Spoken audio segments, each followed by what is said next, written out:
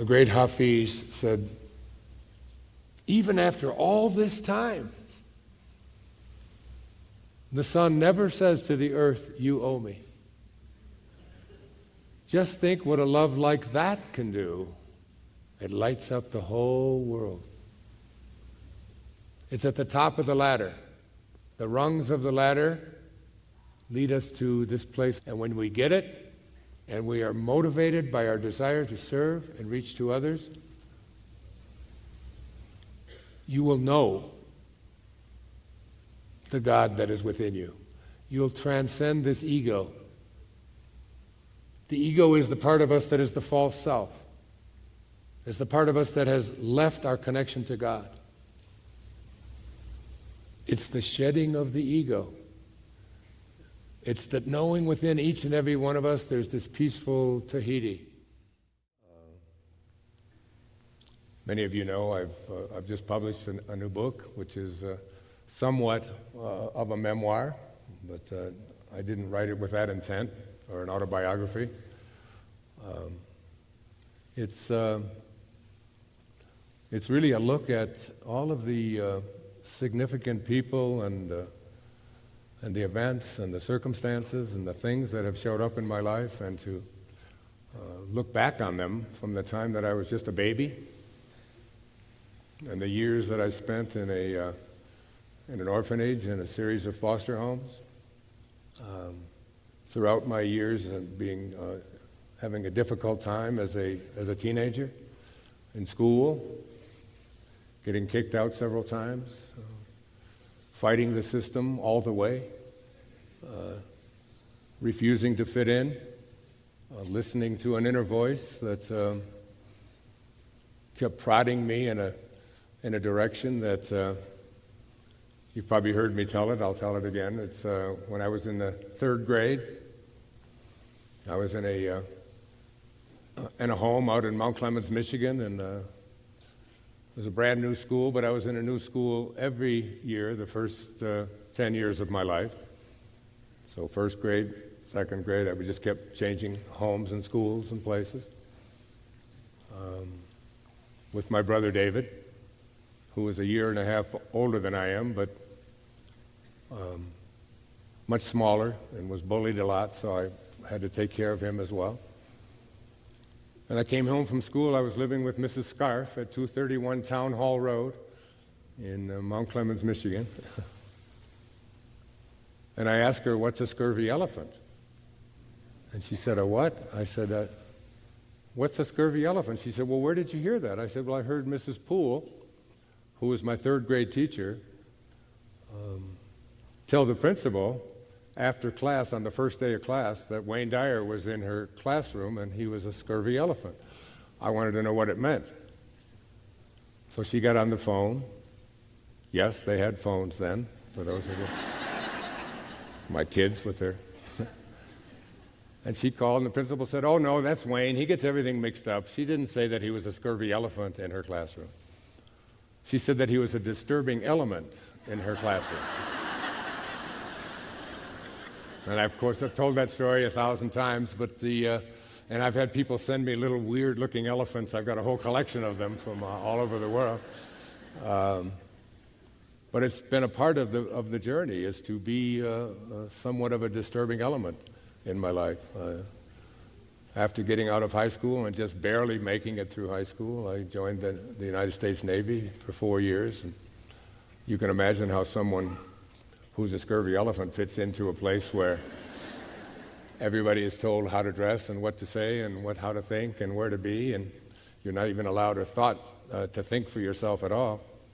And I wrote about that and all of the significant events and people that showed up in my life. And this is what the book looks like. I can see clearly now. And there is a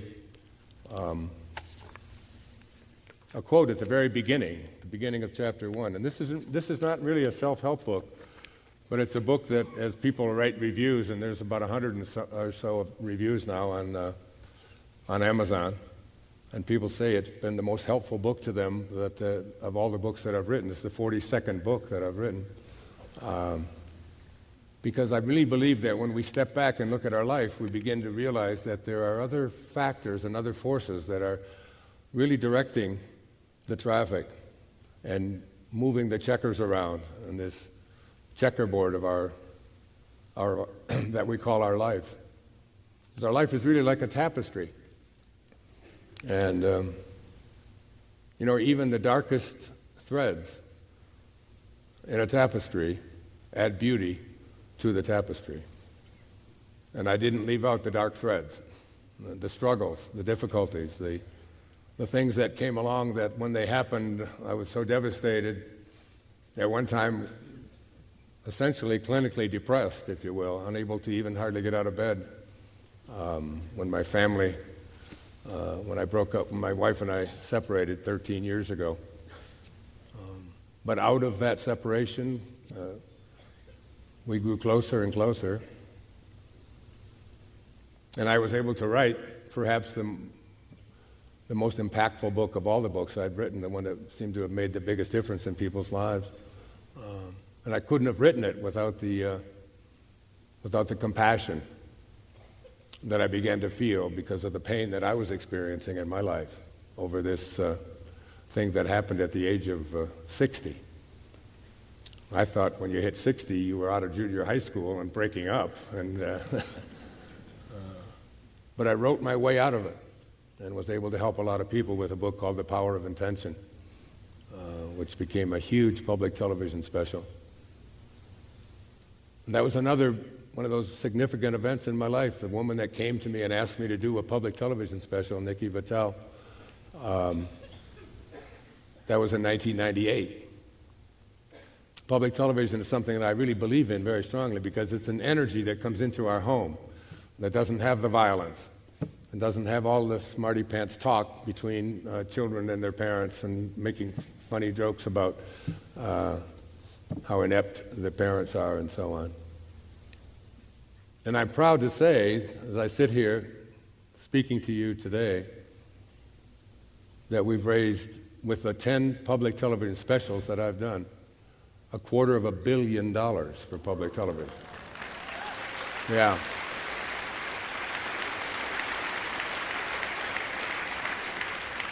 And the one that just aired this past month in March, on I Can See Clearly Now, on the which I'll be speaking about here this evening, raised quite a few $1 million already. So thank you again for contributing. Because when I was approached by public television to do it, they said that they would let me do one, but I would have to raise the money myself, and I would have to take care of the expenses and pay everything myself, and they would give it a trial. And it was one of the best investments I ever made. It was a turning point in my life. So here's what Rashad Field, in a wonderful book called To Know We Are Loved, wrote. And I was reading this, some water. I was reading this book, which is one of a trilogy of books, To Know We Are Loved. And it's about a man who is dying. And he only has a short time left, but he is being approached by a Sufi student. And he talks about the most important thing that we have going for ourselves in our life is the awareness that deep within us we know that we are loved. It's what we all want to know. It's basically behind virtually every communication and every relationship that we have. I just want to know that I'm loved. When I was 10 years old, I was back from living in these series of foster homes, and my mother, who was abandoned by my father when I was just born, I was the youngest of three, and myself and my next oldest brother were placed in these homes, and my oldest brother went with my grandmother. And my mother spent the next decade seeing what she could do to get her family back together. This was in a time when there was a Great Depression going on in the world, and World War II was just underway. And And it was one of the more trying times in her life. And I remember my very first time of meeting my oldest brother that I remembered, my brother Jim. And we're very, very close now. But he was, I was 10, he was 14. And we were in different worlds. And we were just getting to know each other. And I remember the thing that I felt the most as a 10-year-old was the fear that I was going to have to go back to that orphanage. Because it was always the same. It was always, yes, we'd go and we'd visit my mother once in a while, and then we'd always have to go back. She was working during the war as a candy girl at Kresge's 5 and 10 cent store, earning $17 a week. And she would always feel so bad that we'd have to go back. And I can remember walking home every day from class wondering if I was going to come back. And it's one of the earliest memories that I have, and I can see clearly now, because it was at Arthur Elementary School. I was in the 4th grade. And every day at the end of the school day, about 2:45, there was a big clock on the wall, had the name Seth Thomas on it. I don't know if any of you remember that, but I always wondered who that was. And I couldn't wait to see the hand get to the end so I could get out of there and get home. But Mrs. Ingalls, my 4th grade teacher, would read to us every day, provided that we were all behaved, that we were good in the class. That meant that we didn't talk and that we weren't disturbing people. And she read to us from a book that became one of the most exciting things I could hear every day. And when the class would start to get unruly, and it's amazing because when I started writing this and going back and writing this, all of these stories and all of this, the impact that they had in my life from being in the 4th grade all the way up to just recently, I was able to recall virtually every single person in my 4th grade class. And it was ironic that the woman who became my first wife, the mother of my first daughter, Tracy, was in that classroom. And you want to know something that's really strange? I just found that out. I thought I remembered everybody, but I didn't remember her. She was watching the PBS show in Tampa, Florida, and she called up Tracy, who is here tonight, who has a company that I'm going to tell you about in a few moments, and said, I was in Mrs. Ingalls' 4th grade class. I didn't know your dad was in that class. We were married for 8 years. I didn't even know she had gone to that school because I went to so damn many schools. I was only in that school for 1 semester, and they opened up a new school, and I went to Marquette Elementary from there. But anyway, the name of the book was called The Secret Garden. And I loved this book so much because it was a story about a 10-year-old. I was 10 years old. This was a girl. Her name was Mary. And she had discovered a secret garden. She was an orphan. I was an orphan.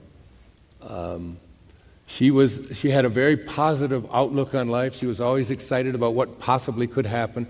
And the secret garden was really a place within each and every one of us could visit and explore and expand who we were. It wasn't about a place. It was about something inside each and every one of us.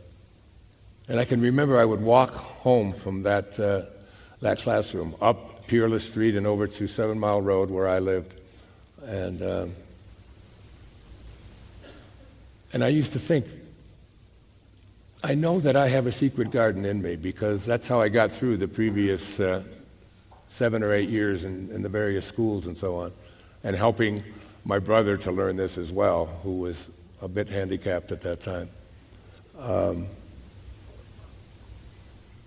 And it's very fascinating because it was just shortly after that I was, my mother had remarried And I had a stepfather for just a few years, but he was really worse than my father, an alcoholic. It's like life gives exams. I don't know if you've ever noticed that. And if you don't pass, it's like algebra. You got to take it over. I think my mother had to take it over and do it over and over again.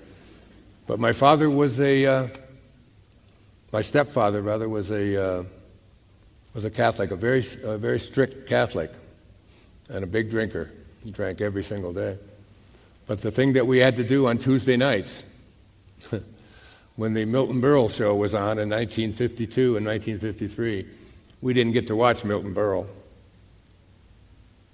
We watched a man on television who wore funny clothes, whose name was Bishop Fulton Sheen, who was about to become a saint. And he had a show that I watched every Tuesday night, and I took notes on. I had yellow pad of paper at the age of 12 and 13. And every Tuesday, while the rest of the country was watching Milton Berle, I was watching Bishop Fulton Sheen on a television show called Life is Worth Living. I was taking notes on Life is Worth Living. 42 books that I've written could have all had the same subtitle, Life is Worth Living. And when I think about Bishop Sheen and I think about those Tuesday nights, I remember that that's when they started the Emmy Awards. And one of Milton Berle's great lines was, because he didn't win the Emmy, Bishop Sheen won the Emmy for the best television show. And he was asked about that, and he said, well, he had better writers. Matthew, Mark, Luke, and John. He said, I couldn't compete with that. But I think about that, but I'm asking not so much that you understand my life, but that you look at your own.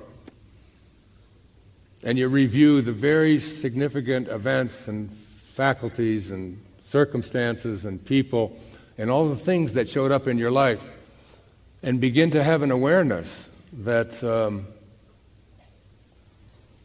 there's something else making decisions about what it is that you are here for.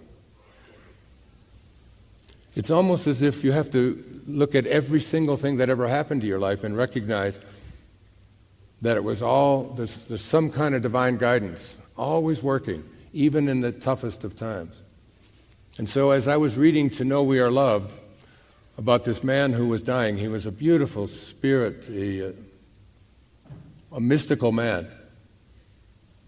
And he said, if we stop for a moment, it is possible to perceive a pattern in our lives.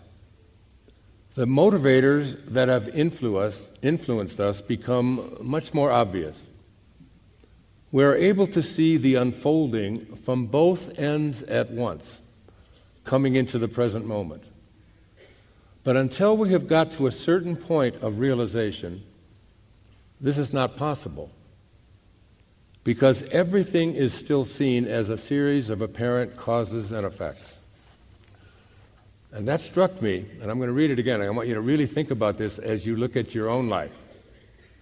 And think about stepping back and having a recognition that all of the turns that you're making in your life, all of the U-turns that you've made, all of the shifts that just showed up in your life at a certain time, that there was something that was outside of your control that was moving the pieces around. And that it doesn't stop, that it's happening right now. Because just 4 weeks ago, something came into my life that has turned me in another direction in my life. And I've been obsessed by it. I wondered if I would talk about it. Because I could talk all night about so many different things that are up here, and 42 books. It would take me an hour to get my name out, and yet here I am, sharing with you in a very personal way another turn that has that is overwhelming me with excitement about where I'm headed in the next phase or the next segment of this thing called my life.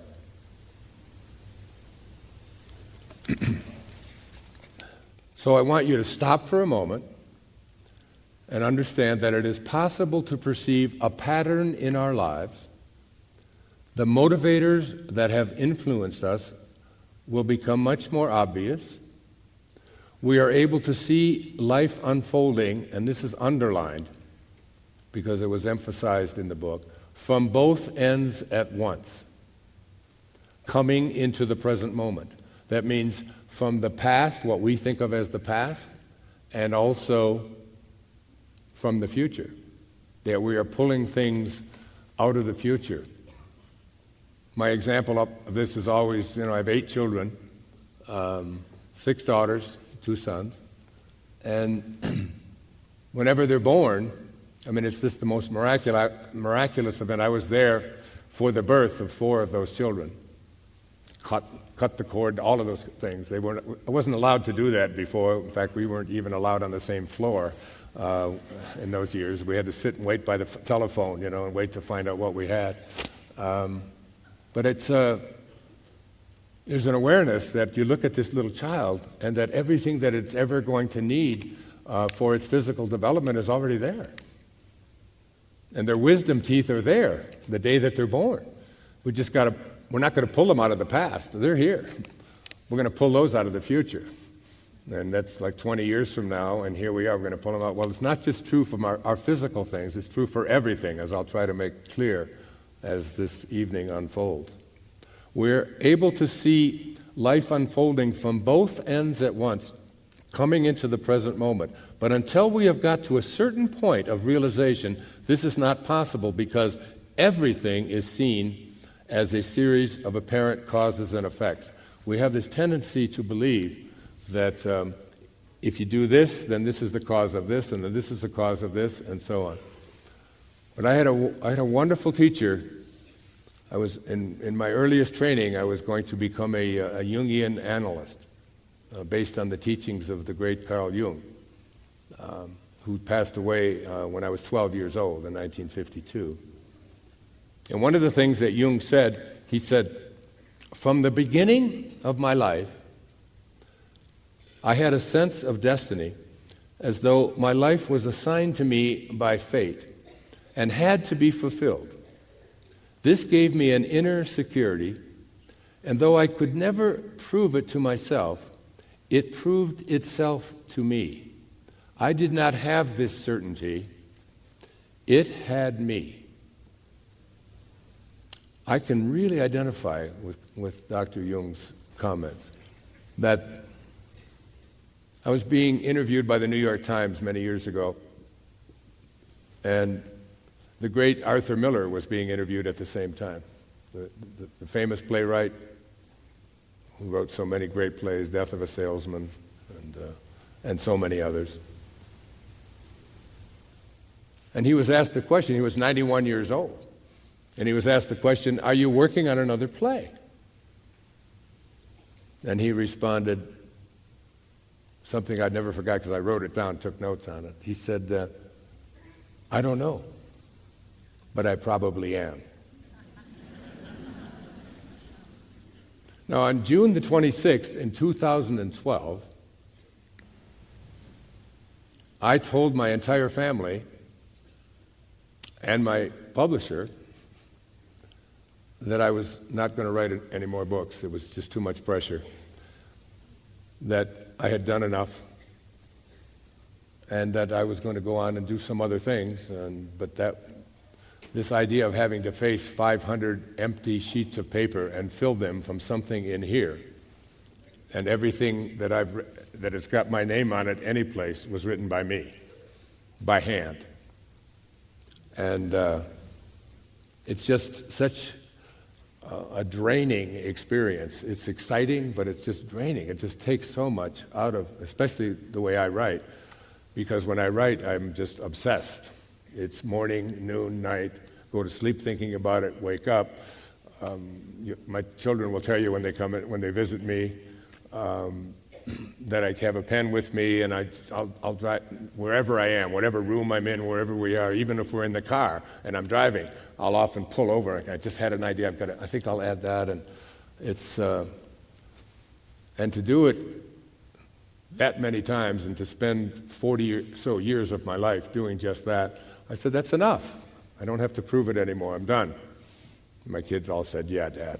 And I said, well, I'll show you. That was the 26th of June. I said, and I felt so free. It's like I didn't have to have any more deadlines. I didn't have to think about what I was going to do that day. I could do other things. And on June the 27th, I'm not kidding, on June the 27th, I woke up and I started thinking about what took place when I was just a little boy, and when I was a teenager, and when I finally got out of the Navy, and when I went to college, and when I was a school teacher, and when I was a professor at a university, and when I left the professorship and went on to do the kind of work that I'm doing, and to write, when I wrote erroneous zones after my textbooks, and all of it. And I wrote, and I would write an event about something that was so significant, and then I would look back and I'd write a section called I Can See Clearly Now. But I didn't really know what the title of this was going to be. I just decided that, and I talked to my publisher about it, and he said, didn't we talk yesterday about your not? I said, I know, but I said, this has just got a hold of me. And I took every book that I had written and I lined them up in front on a table, and I would start reviewing what happened in my life when I was writing them, and so on, and what kind of events and what kinds of things were taking place. And I wrote morning, noon, and night. My children came to visit me in the summer in Maui. All of them came there, and there was no room in the place that I lived, so I had to go out and actually rent a place to write so that my kids could stay in the house, and I went someplace else so that I could write. And I was just obsessed with it. 90-some days of continuous writing, morning, noon, and night, and completed it all by hand, and it was all done. It's just this awareness that you're not making the decisions in your life. And so I was looking on the internet, and I saw you know how they'll put something on my Facebook page, and then it'll be just a little comment, or it'll be a photograph, or it'll be something, and they'll put it on there, and then there'll be all of these comments underneath it. And there are hundreds of them, sometimes thousands of them, every single day, because there's a couple of million people on that Facebook fan page. And I try to keep up with it and see what's going on with it and all of that. And one of the comments in something that I had written, a woman had said, you should read The Impersonal Life. Everything that you need for the rest of your life is in there. Now, I get books from people all the time. I'm sure people here have brought me. In fact, I've already had 3 or 4 given to me, and I've hardly been here, And I've learned over the years, and I've learned especially in recent years, to not take any of that lightly, to understand that that the things that show up in your life, even if somebody hands it to you as a stranger, very often, especially if they impact you in a certain way, are going to could possibly be a turning point, something in your life, because in the 60 chapters that are in here, and I Can See Clearly Now, very often I didn't have any idea what was going on. For example, after I wrote the textbooks, for the first 4 books that I wrote, from Your Erroneous Zones, Pulling Your Own Strings, The Sky's the Limit, and Gifts from Micah, these were 4 books that all were big-time bestsellers. And as I was writing this, I was looking through each of these books, and I looked at the index of Your Erroneous Zones, Pulling Your Own Strings, Sky's the Limit, Gifts from Micahs, What Do You Really Want for Your Children was the other. And I looked in the index, and the name God, or Spirit, or Higher Consciousness appeared once in all 5 books. Once. The next book that I wrote, there were 37 references to God, Spirit, and Higher Consciousness. And I never, ever sat down and decided that I'm now going to start writing about something called spirituality, higher consciousness, and so on. It was just something that was unfolding. It was a direction that I was being pulled in. And we're all being pulled because all of us share something. Every single one of us shares something. We all come from the same place. And we all return to it. T.S. Eliot said, we shall not cease from exploration, but at the end of all of our exploring will be to return to the place from which we originated, but to know it for the first time. To know it for the first time. Now, T.S. Eliot, I believe, because I've read a lot of his poetry, was speaking about death. We shall not cease from, at the end of all of our exploring, will be to return to the place from which we, and to know it, to really know it for the first time. I'm not talking about death here. I don't think we have to die to know it. I think we have to shift the direction that we are going in our life and lose the false self, the ego. The part of us that believes that who we are is what we have and what we do, what we accomplish, and what others think of us. And that really is a false self. So these turns, these things that show up in our life. And this book showed up in my life from a posting on a Facebook page that I don't really study that often. And it just something about it jumped out at me. So I called and ordered it. This is what it looks like. It's a little book.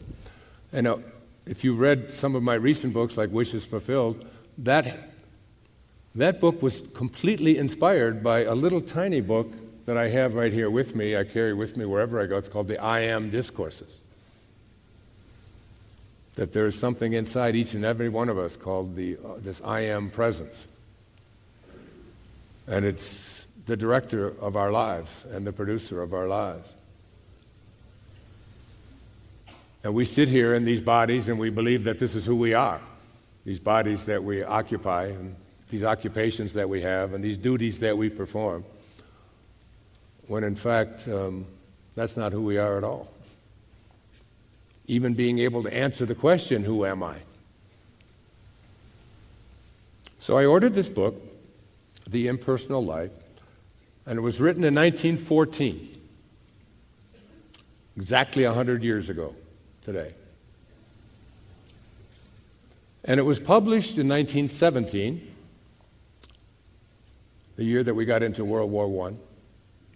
And it was published under the name Anonymous. Because it turns out that the person who wrote this book was a minister, like my friend Roger Teal, at his great church that I have been speaking at since 1976. That's almost 40 years ago. But the things that he was writing were just so outside of the box of the church that he was a minister in that he didn't want to be identified. I think he just felt he might be excommunicated or whatever. So he published it as anonymous. And he really felt that it was God or the Tao or Spirit. But urgently remember, it isn't what we call this thing that is moving all the pieces around, the place from which we originated, the place to which we return. Many of you know that I wrote a book a few years ago, when I turned 65, 9 years ago, called Change Your Thoughts, Change Your Life, which is based on the Tao, and I became a Taoist for a year. Not because I thought Taoism is something that I want to go out and explore, but because I was called to do it. That there is a calling for each and every one of us, and it's operating all the time. And it's one of the great revelations that I've had in my own life about I can see clearly now, is that there is a divine intelligence that we are connected to. But we've lost our connection to it, except in very rare occasions. So, in 1940, the year I was born, this man's wife, this is the year he died, the man's name was Joseph Benner, B-E-N-N-E-R, Joseph Benner. And after he passed away, his wife decided to reveal who it was that had written this book called The Impersonal Life. A side note on The Impersonal Life, it's the book that Elvis Presley, carried with him wherever he went and was with him when he died. He said it was the only book that ever truly spoke to him and helped him to do the kinds of things that he was doing in his life, in the way of his music and so on. Not a great endorsement, Elvis, it's like... In fact, one of the examples I give in here is why I wrote Pulling Your Own Strings After Your Erroneous Zones, is because the day that Elvis died, when they discovered that he had been so victimized by his drug use and drug abuse, that I wanted to write a book about helping people not to be victimized by such things in their life. And it was his death that inspired me to move in the direction that I'm moving in my life. So in 1941, it was republished as The Impersonal Life by Joseph Benner. But there's not even an author on this copy that I have. So, one of the things that I discovered as I started to read this, it was just one of those books that just spoke to me. It was and I talked to my children and talked to people that are close to me in my life, and one of them is my wife, with whom I've been separated since the year 2001. I asked her to read it so we could talk about it, because she's really a soulmate to me. And there can't be the time. My goodness. And it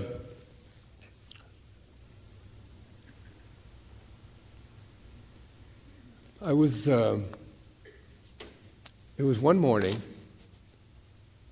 not too long ago, maybe 2 weeks ago, and after my first reading of this book, there's 18 chapters in here, just like in the Bhagavad Gita, and very similar to the Bhagavad Gita.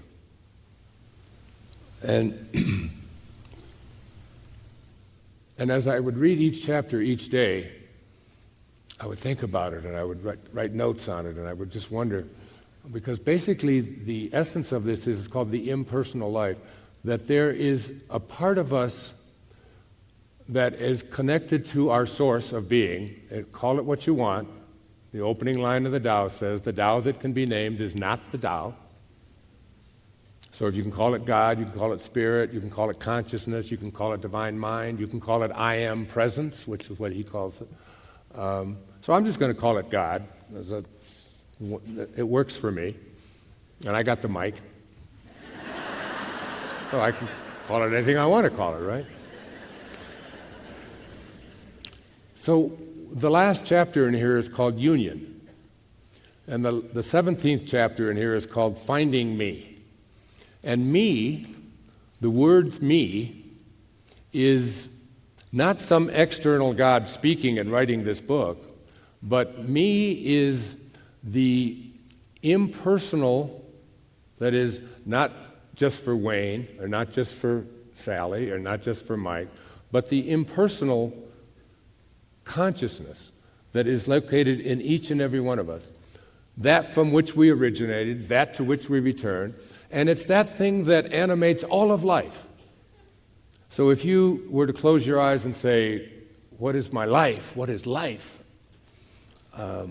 Whatever it is that animates you and allows you to breathe, to take a breath. You can't do that. Your personality can't do the things that this I am presence is always doing, always operating. You can't make your lungs aspirate and take in air and let it out. Your personality can't take the food that you put into your mouth and digest it. It can't do that. It doesn't know how to. I always remember the movie with George Burns, Oh God, remember? And he said, now make a fish from scratch, then you got something, you know. The I am presence can do that. It does everything. It animates all of life. And our personalities can't do any of that. Every breath that we take is orchestrated and controlled and delivered by a presence that is invisible. And there's only one of it. It's in everything that exists in the physical world. The stones, the animals, the plants, us. It's this intelligence. And we carry it around with us at all times. This divine mind, this I am presence, it's always there. Finding me.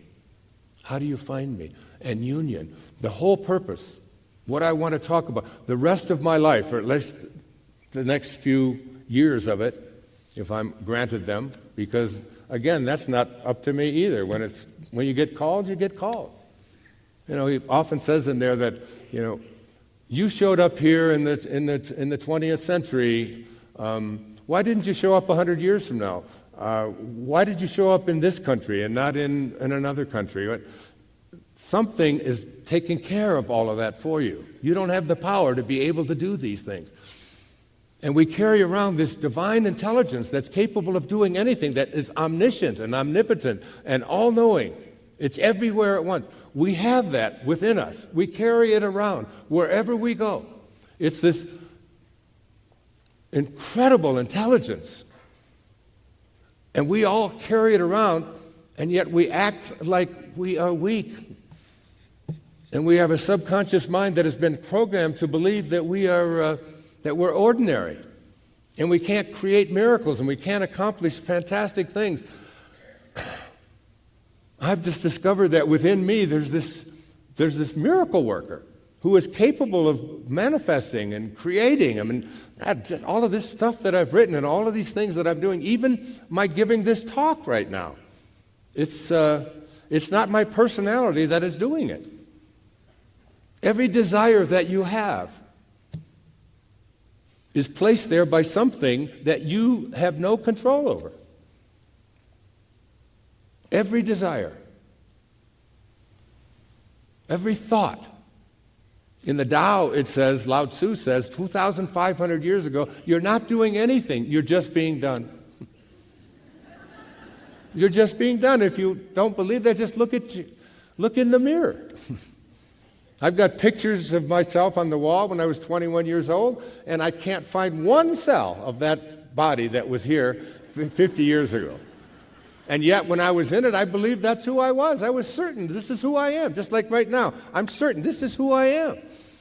And a year from now, you'll see things are different. Things are changing. Who's growing these hairs in my nose and making them fall off my head? What is that about?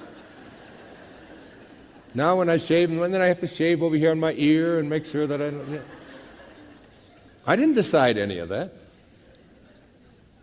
So this idea that we carry around a genius within us that is capable of reconnecting itself to our source of being.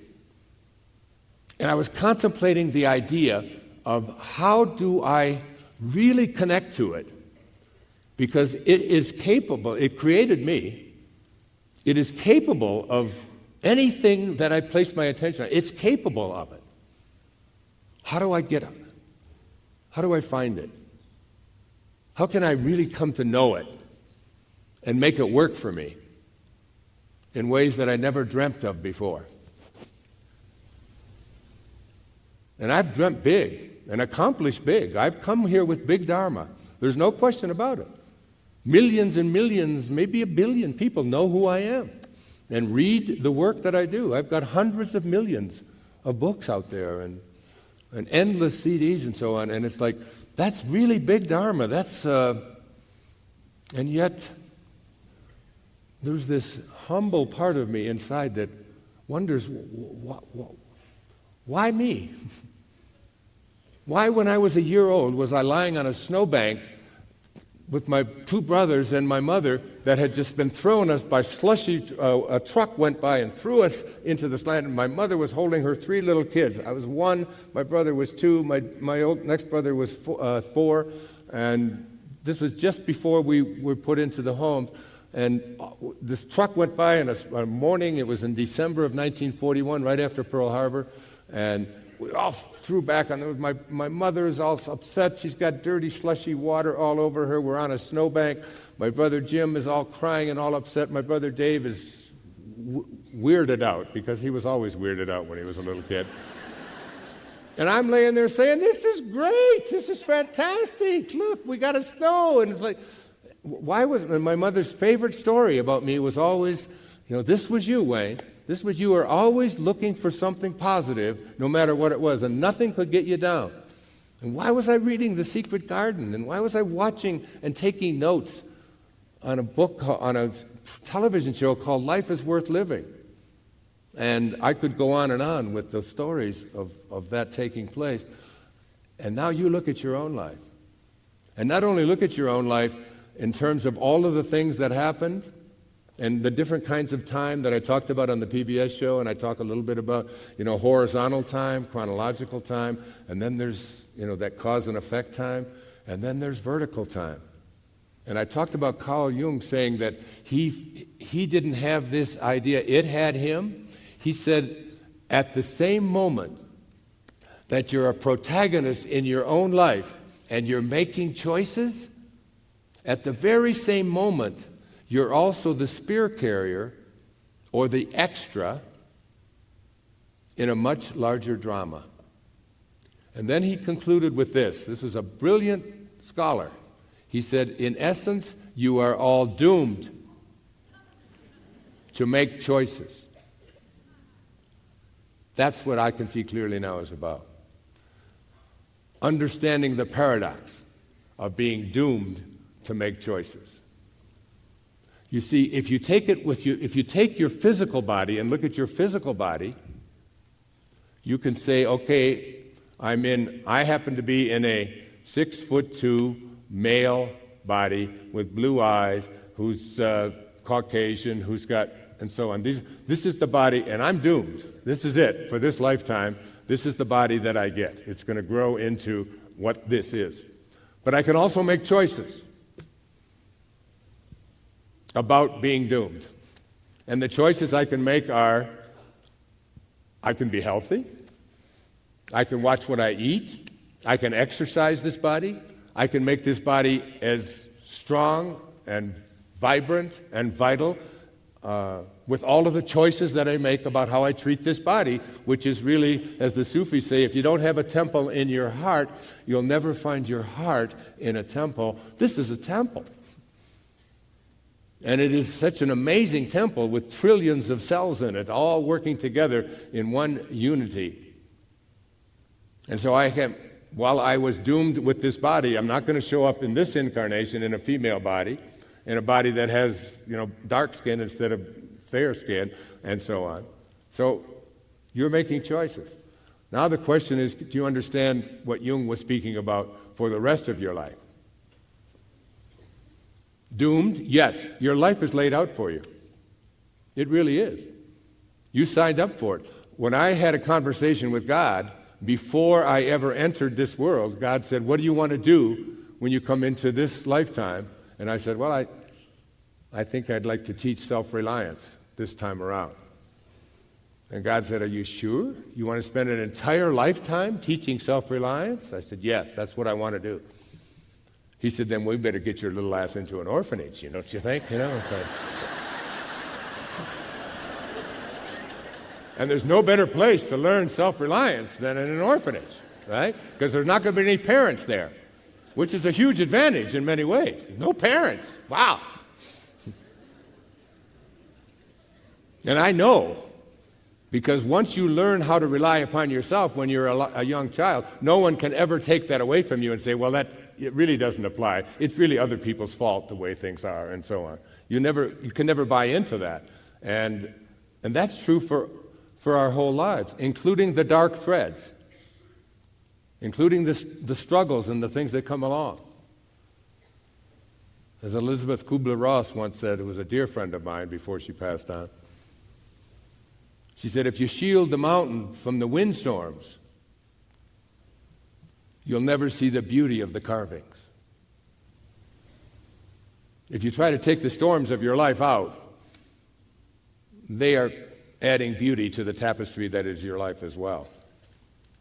The thing to do is to learn how to be in a state of appreciation and gratitude for the things that show up in your life as they show up, instead of waiting and creating something called enlightenment through suffering, where you go through a long period of time and then you look back and say, now I know. That's what I did with I Can See Clearly. I look back and I can see this is exactly what I had to do, and there were certain things I had to do, which I'll be talking about.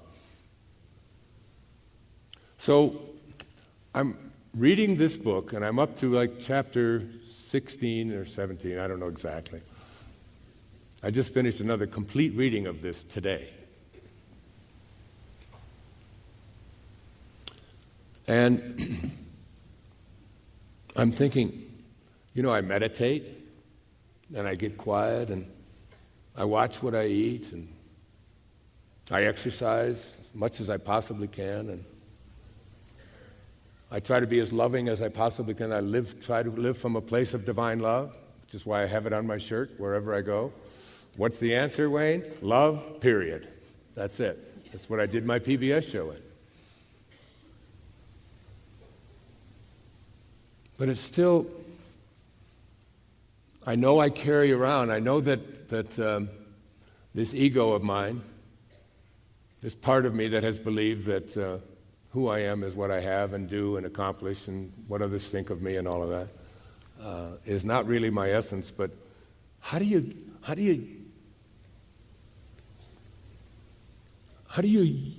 come to a place where you are living in such a way that the highest place within you, this God that is within each and every one of us, that we all carry around with us wherever we go, that it becomes that my this is the impersonal life, that my personal life,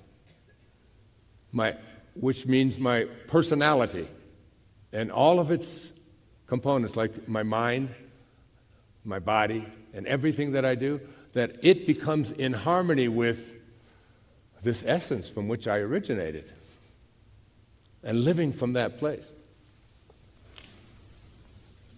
And it's a week ago Thursday, or so, maybe 2 weeks ago now, and I go to the bank usually on Thursday, and cash checks and just do all the things that you do at a bank.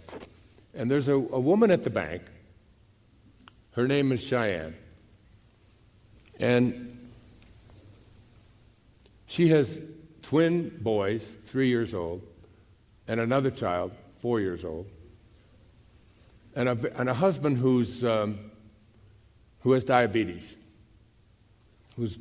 because he's overweight, but he's incapacitated. He can't work. So she's a bank teller, and she basically provides for her husband and her 3 children. Her husband's this big man who's just let his life get out of control. And whenever I leave there with some, because my kids come to visit me, so you always need cash. Lots of it. I have 8 kids, and they like cash. They have an addiction to cash.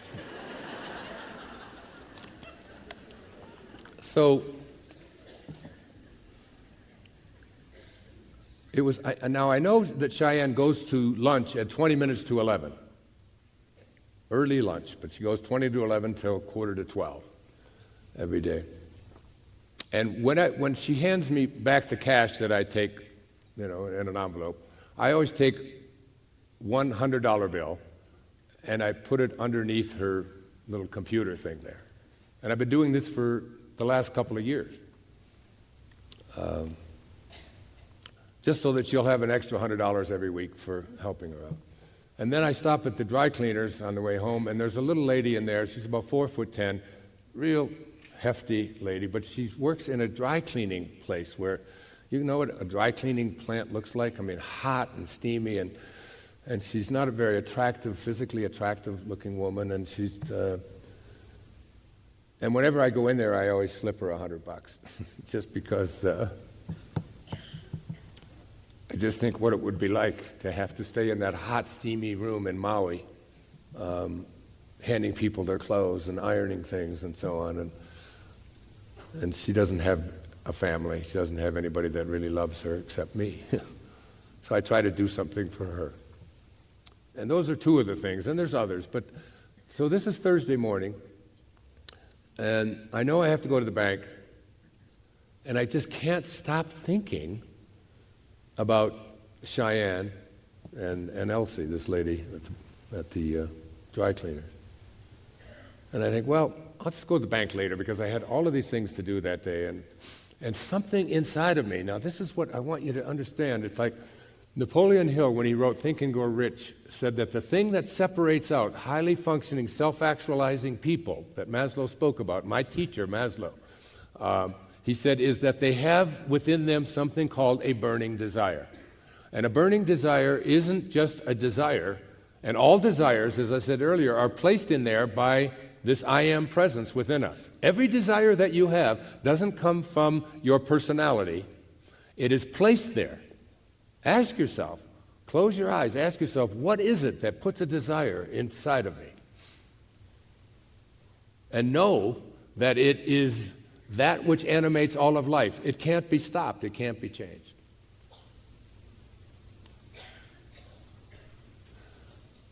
I can't postpone going off to the bank. I don't want to get there and Cheyenne not be there. It didn't matter when I go to the bank, but I had to be there before her lunch break. And I couldn't get that thought out of my mind. So I just said, screw it. Not a real spiritual thing. I didn't actually say screw it. I said something else, but we're on television here. So I said, F it. Forget it. I don't know where your minds are, but I'm just... So I just drop everything that I'm doing. I set it all down, all the stuff that I had to get done. I just put it all aside. I said, I have to go to the bank now. I was being driven to go to the bank, and the reason I was driven to go to the bank that morning was to give Cheyenne that extra $100 that I thought she might need. And we've never talked about that $100, and I've probably given it to her 100 times at least in the last couple of years, because I do it every week. And sometimes it's more. At the holidays, it's a lot more. But we've never talked about it. Because I don't want her to get into trouble at the bank for taking money from a customer. She might not be allowed to do that. I don't know. So it's just sort of this silent thing between us.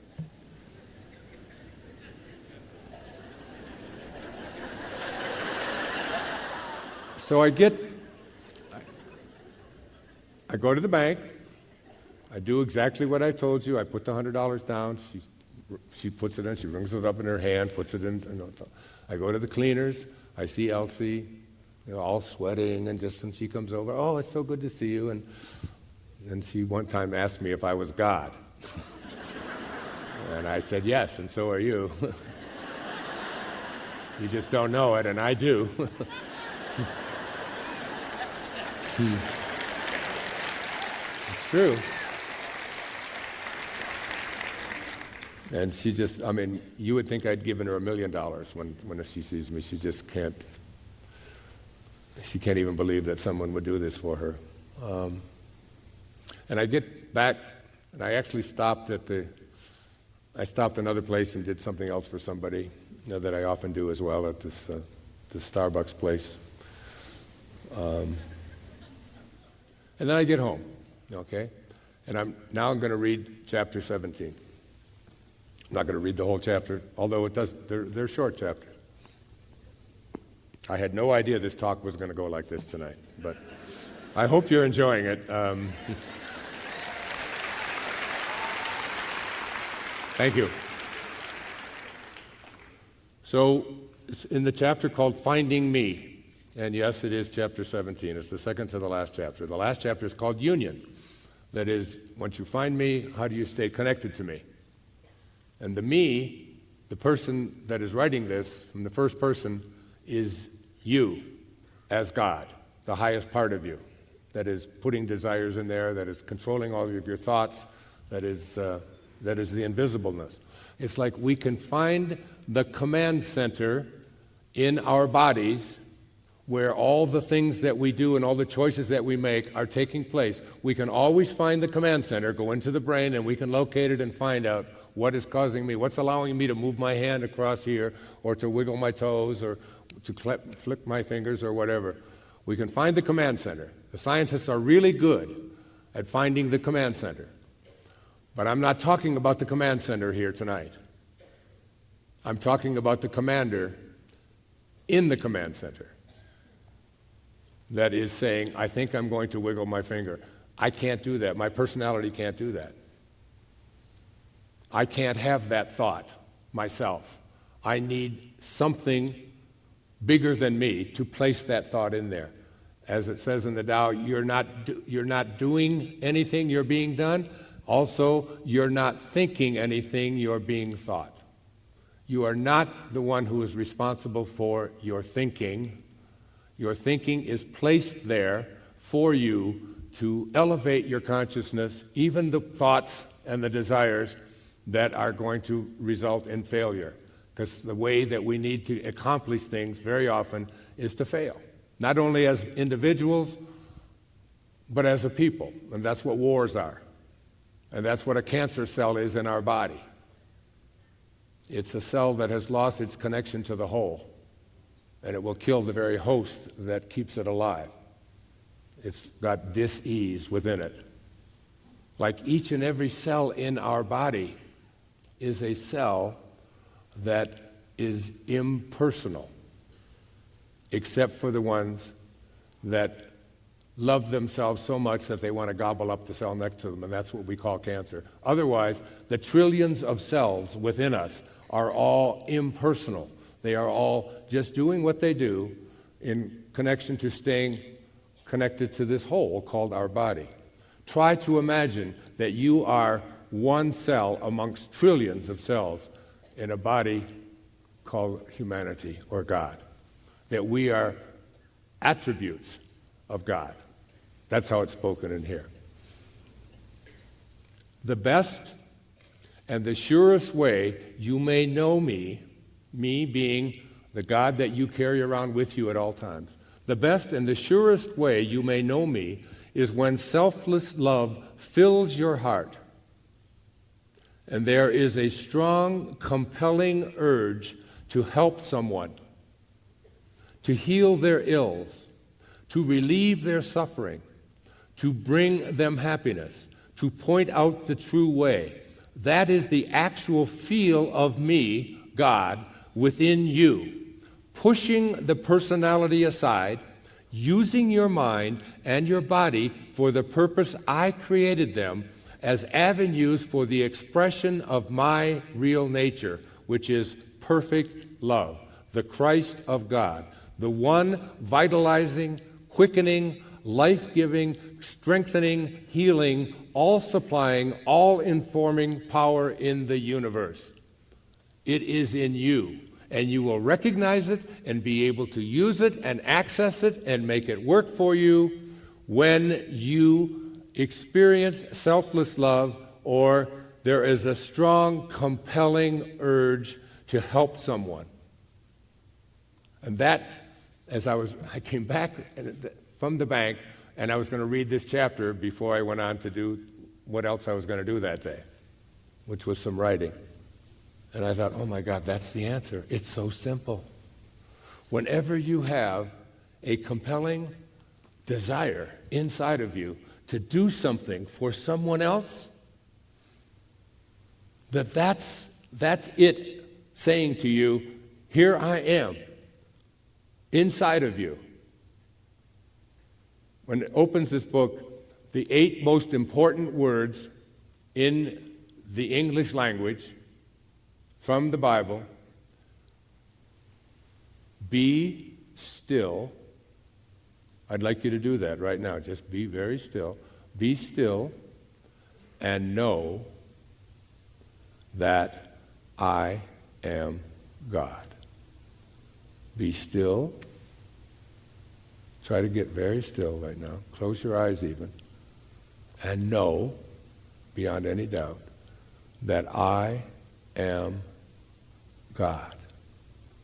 Now, who is the I am? Who is that? That's the name that God gave to Moses in Exodus. When Moses asked the burning bush that is not being consumed, what is your name? Who is it that is directing me to Egypt, to the Pharaoh, to free these people, my people? Who is it? What is your name? Who is sending me? My name is I am that I am, and that shall be my name for all future generations. Every time you say the name I am, you are saying the name of God. But you can't do it yourself. That thought of I am is that divine perfect love that is within you. And it starts to knock on your noggin and say, somebody needs to be helped. What can you do? And you have this to push aside your ego. It's overwhelming. You can't stop it. Now, I experienced this several times in my life. One of the times I experienced it was when I was diagnosed with leukemia, which many of you know about. I wrote about it in one of my books, Wishes Fulfilled. And I had a remote healing and then an actual meeting with John of God, this man who has treated over 40 million people without ever charging them, someone that Roger has gone to and is going, again, is that right, Roger? Next month? Many of you may have seen the show I did with Oprah Winfrey on that experience I've had with John of God. I had to submit even my medical records to show that I had leukemia so that we could talk about it, because that was one of the requirements for talking about it with Oprah. And after that show, Oprah flew her own plane down to, well, she didn't fly it, but she went on the plane, down to Abidjan, and had a remarkable experience as a result, a healing experience. When I haven't got time to go into it, but when I had that healing experience with John of God, 3 years ago, what these entities did is they removed the fear that the word leukemia has, the cancer of the blood, and replaced it with love. And I was in San Francisco just a couple of weeks later at the St. Francis Hotel making a film about my father called My Greatest Teacher. One of the chapters, and I can see clearly now how forgiveness was such a powerful part of my life, and having to forgive this man who abandoned us and spent years in jail, raped my mother on many occasions, including my own conception on the 1st of September, 1939. My mother told me about before she passed away, and how close she came to having an abortion because she already had 2 children and a man who was a drunk, mean drunk person, but went a different direction. And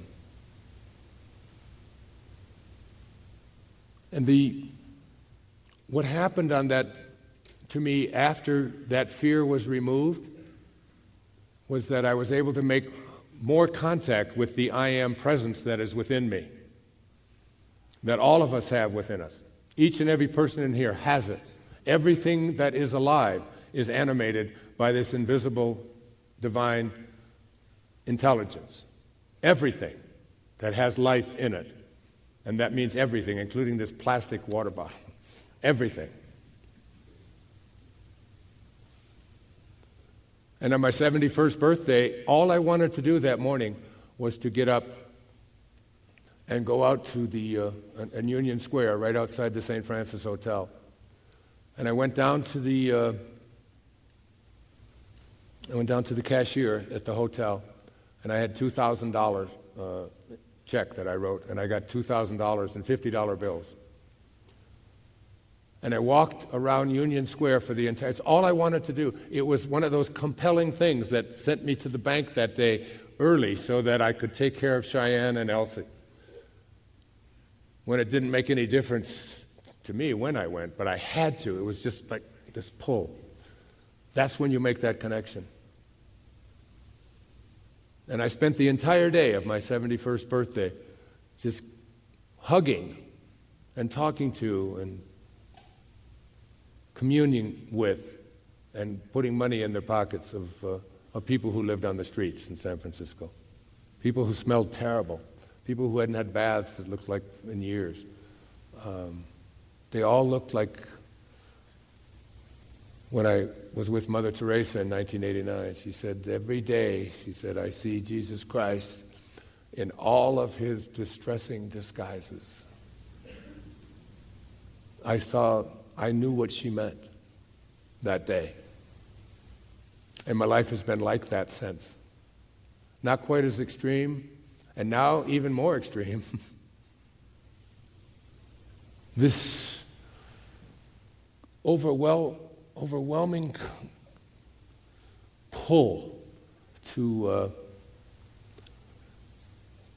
live out something that whoever is writing this, God's saying, this is my idea of what this planet should look like.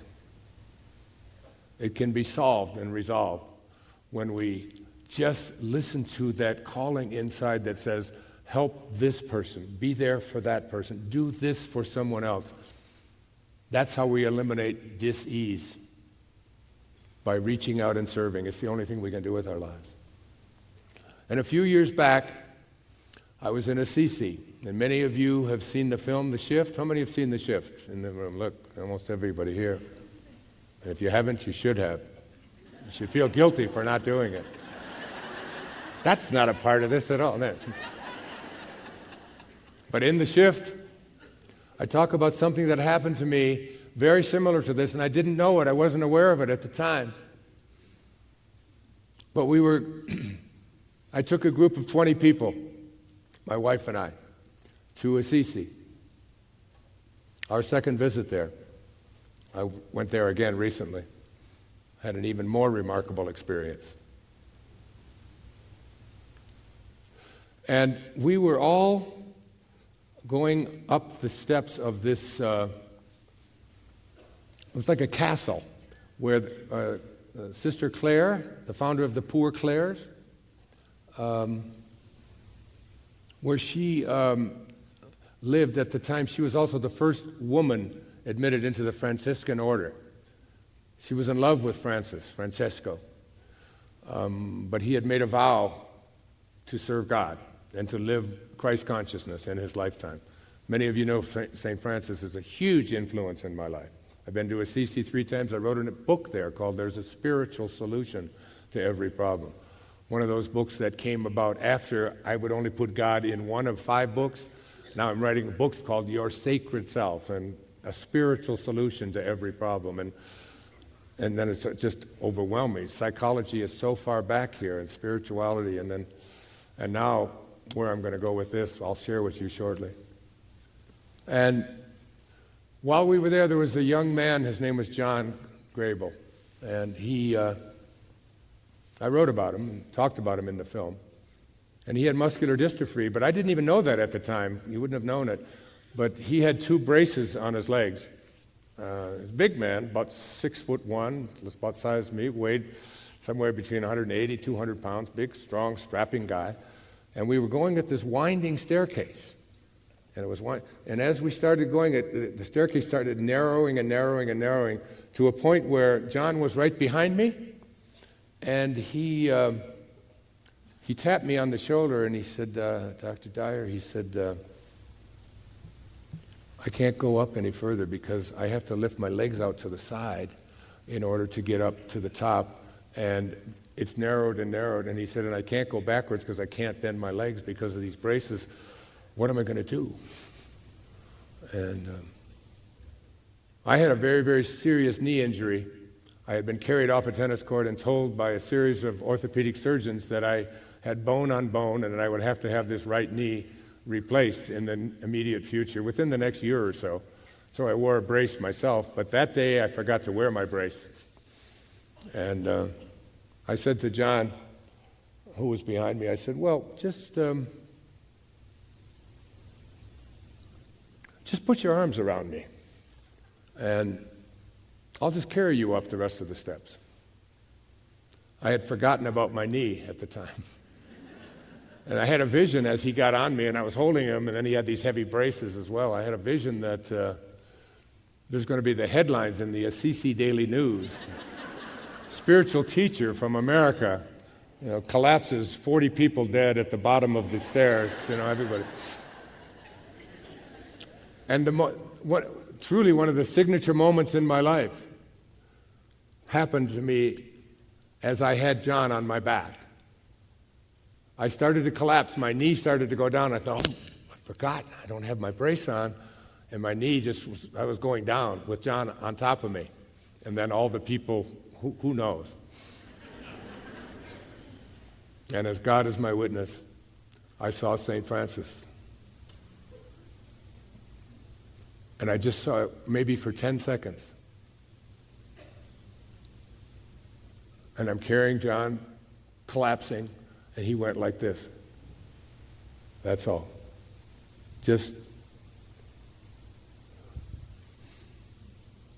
And I stood upright. This is a hard thing for me to talk about. Well, not hard, it's just a very emotional thing to speak about. I started walking with John on my back up the 3 flights of stairs to the top. And then I didn't walk, I started running. And I ran fast with him on my back, just trotting right up the stairs. And my wife was waiting at the top, and she looked at me, she said, everybody's out of breath and breathing hard. And she said, and you're running, and you've got John on your back, and you don't have your brace, and what about your knee? And oh my God, you're going to... I said, I just had a miracle. I saw St. Francis. And I went over to the edge of the castle, and I put my hands together like this, and I was just giving thanks. And a woman who was on the trip there with us, this is a chapter, and I can see clearly now, snapped a picture. Her name was Patricia Egan. She snapped a picture, and it became the cover of There's a Spiritual Solution to Every Problem. I don't know if anybody has a copy of that here. Maybe I can show it to you. On the David Hawkins scale, it calibrates at 599, which is the same calibration as Mother Teresa. The energy of that, it's in the photograph. I have it above my bed to sleep in that energy. And, I wasn't going to talk about this tonight. I had already made up my mind like I wasn't going to write another book. By the way, I'm already into another book.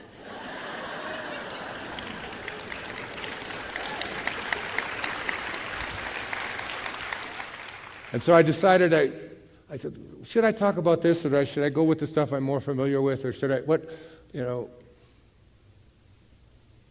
And I got here, and I got a phone message, I got a text message from John Grable. And he said, I'm having trouble getting tickets and getting in there tonight, because I have to be up front, because he's now in a kind of a roller thing, a little automatic wheelchair kind of thing, because of his muscular dystrophy. He said, I'm going to be there. I haven't seen John in 3 or 4 years now. He said, I'd really like to see you. And I thought, I think you would like to see him.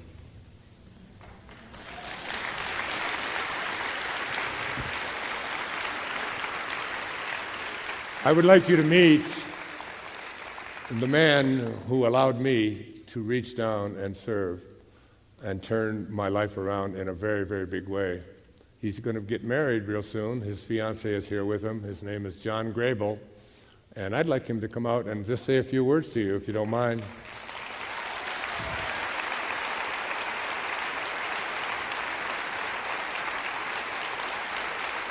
Look at you. How you doing, my friend? Sorry it took me so long to get you out here. And this is Darcy. He's getting married. You guys are getting married, is that right? That's right. So why don't you tell all of these, can you hold this? Yeah, I can hold it. What that experience was like and what it meant to you in just a few moments. Well, it was really profound because I went there for a healing and Wayne took it, so... This knee, by the way, is no... I was listening. I don't know about you, but... No. Yeah, I mean, the experience, I remember that moment when you were carrying me up and you were struggling, and I thought, you were 60 at the time, and I thought, there's no way this guy can carry me up the steps. And then all of a sudden you started running up, and I didn't know that experience until after the fact. But, yeah, I mean, it was just, I can't really describe the feeling of being there and meeting you. It was just, I just can't really describe that part. Mm. Do you have a sense of this body of yours that is going through whatever muscular dystrophy is, taking its toll, whatever it is, that's not who you are at all? Have you really come to grips with that? Yeah, when I met you in 1995, that was when I was first diagnosed. I was in this place over the years with this disease as it slowly took away my ability. I was really frustrated and angry. And then there was a part where I went to John of God in 2011 where the thought came to me, what if this disease that you have is here to help other people? What if it's for you to have compassion and love for yourself? Because I didn't love who I was. And in that moment, I realized that this muscular dystrophy is my teacher. And it brought me Darcy. I mean, that was the same year that I met her in 2011. And I realized that I need to start loving myself first. And my world has changed completely. I mean, I never thought I would get married. I mean, I have no job. I'm not strong. And yet I found someone she found me, who completely loves me for who I am. And I've never had that before. And so it was really profound. So I realized that, yeah, I have muscular dystrophy, but that's not who I am. I'm more than that. And so... Beautiful. Come on over here.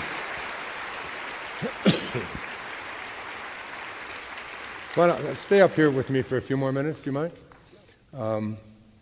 And Darcy.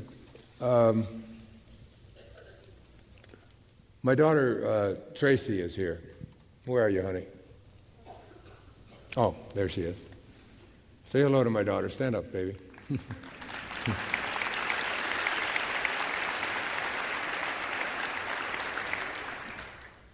I've spoken over the years, and to Tracy, she's my oldest daughter. She's 46 years old. Hey, if I'm going to be 74, you're going to get to know how old you are. And Tracy, when you read I Can See Clearly Now, was with me when we went across the country, when I left the university professorship that I had, because something inside of me said, you don't really want tenure. You don't really want to be here doing the same thing for the rest of your life. I was driving down the Long Island Expressway, 1976, and on my way, I'd just written Your Erroneous Sounds, and something overwhelming came over me. Another one of those moments, Maslow called them peak experience. I call them quantum moments. A moment when my life was going to go one direction or another. And I was on the LIE, and I pulled over. I was driving a Volkswagen at the time, and I pulled over. It was so overwhelming that I almost was incapacitated. And something just deeply said to me, I was the star at that university. I had written 3 textbooks. I had written now this book, Your Erroneous Zones. I was getting national attention and all of this kind of thing. And I knew that that something was calling me to something different, something that brought me here tonight, and all the things that have happened since. And it was, I got back on the LIE, went to St. John's University, where I had been a professor there for 6 years, was about to be granted tenure, and I went into the dean's office and told her that this would be my last semester, that I was taking this book and my daughter, and we were going to cross the country together, and I was going to tell the country what it was that I knew in my heart. And she said, you can't resign. She said, everybody wants tenure, and you're going to be the only one that gets it. And I said, that's one of the scariest things to me, is the idea that I would be here in the same office doing the same thing when I've already done that. I said, I have to do it. And I left, and the first year that I left that safety, security of a full professorship at a major university, I earned more money in that first year than I had made the previous 35 years of my life. And that was one of my big fears, is being able to take care of my family and so on. And now Tracy, many years later, is working as an executive at Best Buy. It's a huge organization. She had a big future there, but she was never happy. And so we would talk almost every day about, and she's going to be featured next week on the Huffington Post in something called The Moment I Knew for Sure. And on her website, she said the moment that she knew for sure was when I said to her one day, after endlessly talking to her about her fears and going out there and making happen what you know in your heart. She's a designer inside of her, and she has ideas, and she's very conscious, very spiritually conscious person. She believes in making this planet a safer, better place. And her excitement was always about designing and doing these things and creating. She wanted to do handbags and so on. And finally, I just said to her, Tracy, just don't die with your music still in you, honey. Just don't die with your music still. You came here to play music. Those inner callings, those things that are pulling you in the direction of where you want to go, you got to listen to those. Otherwise, you'll atrophy. And she decided to start her own company, took all the risks, let go of very much what I had done many years before that. Gave up the security, gave up the benefits, gave it all up to listen to what was in her heart. And she started a company called Urban Junket, and she makes handbags out of recycled water bottles, the interior part of it. Bags that have batteries inside them where women can charge their phones and so on. It's an incredible, she's here, her bags are out there. One of them is right here, and I wanted to give it to my friend Darcy as a gift for bringing John back into my life, and place this around you. And that is for you, and much love to you, and you. Yeah. I just want to say, John, I know in here that you are already healed, and you're healing a lot of people just by your presence. And you are a major force in my life, and I love you so much. God bless you. Come here, kiss. God bless. Now get off my stage. You're getting the...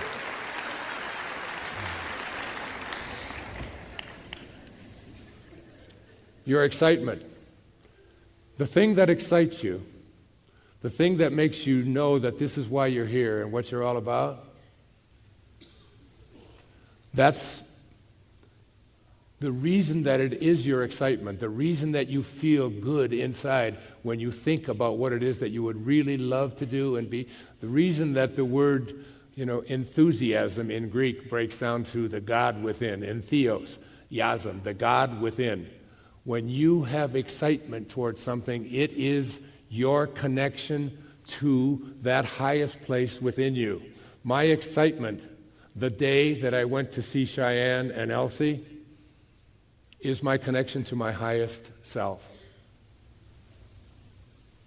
And one other time in my life, there have been many, but one other time, someone gave me a piece about a woman who had had a near-death experience. And I started to read this. It was like 25 pages on the internet. And I was so profoundly and deeply touched by what this woman experienced. She had had terminal cancer for 5 years and was in the final hours of her life here on earth. She was being wheeled into a hospital in Hong Kong in a coma. Her husband was by her side, Danny, and he was whispering in her goodbye because no one thought that she could possibly survive. She had tubes coming out of her. Her weight was down to somewhere around 80 pounds. She had tumors the size of lemons throughout her entire body from melanoma and cancer. And she had a vision while she was in this near-death experience, and she watched what was going on. And she watched the doctors, and she saw her own brother getting on a plane in India to come to Hong Kong to get there before she died. She was watching it all take place and watching the doctors down the corridor discussing the fact that this was hopeless, that there was nothing that could be done. I talked to her today. I told her about the impersonal life. I asked her to download it, which you can do, free. Just, it's in there. Just push some kind of button and it's there for you. And she already read, because you can read this whole thing in a few hours. But I think you could study it for a lifetime, which I'm finding myself doing, because it's one of those books where you just read a sentence over and over and over again, realizing, my God, I really do have God inside of me. I just have to be still and know that I am God. And that's not blasphemy. That's an awareness that I must be like what I came from. And something is animating all of life, including yours and mine. We're all connected. Oneness. And I asked her, I said, if you read it, I'd like you to think about doing an all-day seminar with me on this and what you experienced when you were with God. And she's here, and I'm going to bring her up, and I want her to talk to you for a few minutes. She's going to be talking tomorrow, but I want you to hear a few words from this woman that I put on my public television special and fell in love with, and her husband is here as well, so don't... But I fell in love with not just her, but this what she carries around inside of her. It's so profound. It touched me so deeply. And when I read it, it was another one of those moments that I just read to you. The best and the surest way you may know me meaning God within you, is when selfless love fills your heart and there's a strong, compelling urge to help someone, to heal their ills, to relieve their suffering, to bring them happiness. And I found her because she was anonymous as well. Her name was Anita M. at that time. And she's finally come out and said her real name was Anita Moorjani. She'll be speaking tomorrow, but I wanted you to hear a few words from her because she is another one of those people that has been a turning point in my life. Anita, come on up for a few minutes, will you, sweetheart?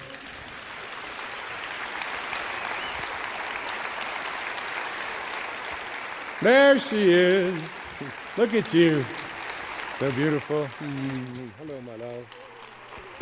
Yeah, I love you too. Tell these people in a few moments what you experienced resonates with what I've been talking about for the last couple of hours. Wow. What I experienced was so incredible, and what's really amazing is that Wayne has been talking about it today, and he talks about it a lot. It's about when he says, I am God, I understand completely what he's talking about, because it was the realization that there's no separation between God and me. God isn't a separate entity out there. When I was not in my body, when I was no longer in my body, I was aware that my physical body was just this small thing lying there on the hospital bed dying, but I still existed. But I didn't have my body, my race, my culture, my gender, my beliefs. All of that was left behind. All of that was part of physical life. All I was this pure essence. And this pure essence, it felt like all I was just pure love, pure God, pure consciousness. We can call it any of those things. But it was that realization that saved my life, that realization there's no separation. What role did fear play in your developing this cancer? And what role do you think it plays in our world today? It's a huge role. I think all of us are brought up on a huge diet of fear. I feared everything. I feared being myself. I was a people pleaser. I was always putting myself last. Everything I did was out of fear. Even if I ate healthy foods, it was because I feared getting cancer, not because I loved myself or my life or I valued myself and wanted to be healthy. Even the kind of work I chose, everything I did was because I feared the consequences if I didn't do that. So even going and choosing a job that paid enough money to pay the bills, it was because I feared if I didn't do this, I wouldn't have enough money, not because I loved that job. Right. I said on my last PBS special that, why do you drive the speed limit? Do you drive the speed limit because you want to keep your neighbors safe and you want to keep yourself and your family safe and this is your expression of love for yourself and your fellow human beings? Why are you laughing? Because we all know that's bullshit, don't we? Yeah. But it shouldn't be. Or do you drive the speed limit because you're afraid that if you don't, you'll get a ticket. You'll have to pay the fear. It doesn't sound like much, but multiply it by 1,000 times a day and 1,000 days and a few decades of life, and you've got what is the cause of... Yeah, cancer. I realized I wasn't living my own life. I didn't know whose life I was living because every choice I made, every decision I'd made up to that point was based on fear. And when I got cancer, when I was diagnosed with cancer, it was, even though I didn't walk around saying, oh, I'm going to die, I've got leukemia, I'm afraid of that, it wasn't like that at all. But the word leukemia, when you hang it, there's this subconscious sort of programming that goes into us that is, and it was only through John of God, it was only through that, where that fear was just totally removed, and when it was removed, everything in my life changed. And when I talked earlier about excitement, the things that excite you now, and Anita was saying today, we're going to do a seminar together on putting these two ideas together of the impersonal life, because there really is, and it's like this thing that we carry around with us is, it's not personal. It's impersonal. We have to get rid of our personality and recognize that this consciousness is in every single one of us. Wasn't that one of your discoveries when you were in that state? Absolutely. My biggest discovery was that, in fact, that life doesn't happen to me. In other words, I'm not a victim of life. Life happens through me. And in fact, we just have to allow life to be lived through us, because that consciousness that exists in you, in me, in Wayne, in all of us, it's the same consciousness that is expressing itself through all of us. And in fact, the ego I, the person who we think we are, actually gets in the way. And we get in the way and we fight against it. Be still and know that I am, that's the name of God, God. Now, who is the I am when you say those words? If you get rid of your personality, the person that you are, meaning everything that is associated with you as a physical being. Just get rid of that and recognize that that invisibleness within you is capable of taking a person on death's doorstep. I mean, you have to see the pictures. I'll show them during my workshop. Right. I mean, she really was dead. And came back, and the interesting thing is, once you saw yourself healed in that state that you were in. Oh, in fact, as soon as I came back, as soon as I started to wake up from the coma, although my body was still totally weak and connected to tubes and couldn't walk, and I was breathing with oxygen and all that, but I knew I was already healed and that my body just had to catch up. And within 5 weeks, they could find no trace of cancer in my body. This is Anita. Whoop, I don't need that. You can have that. Anita Morjani. She'll be speaking tomorrow at what time? Sunday I'm at sorry. 3:30. Right here. Right here On in this this stage. hall. Yeah, come see her. I love her. I love you so much, my dog. Thank you. I love you. Thank you. You're welcome. Okay. Wow. Okay, let's get started with this talk.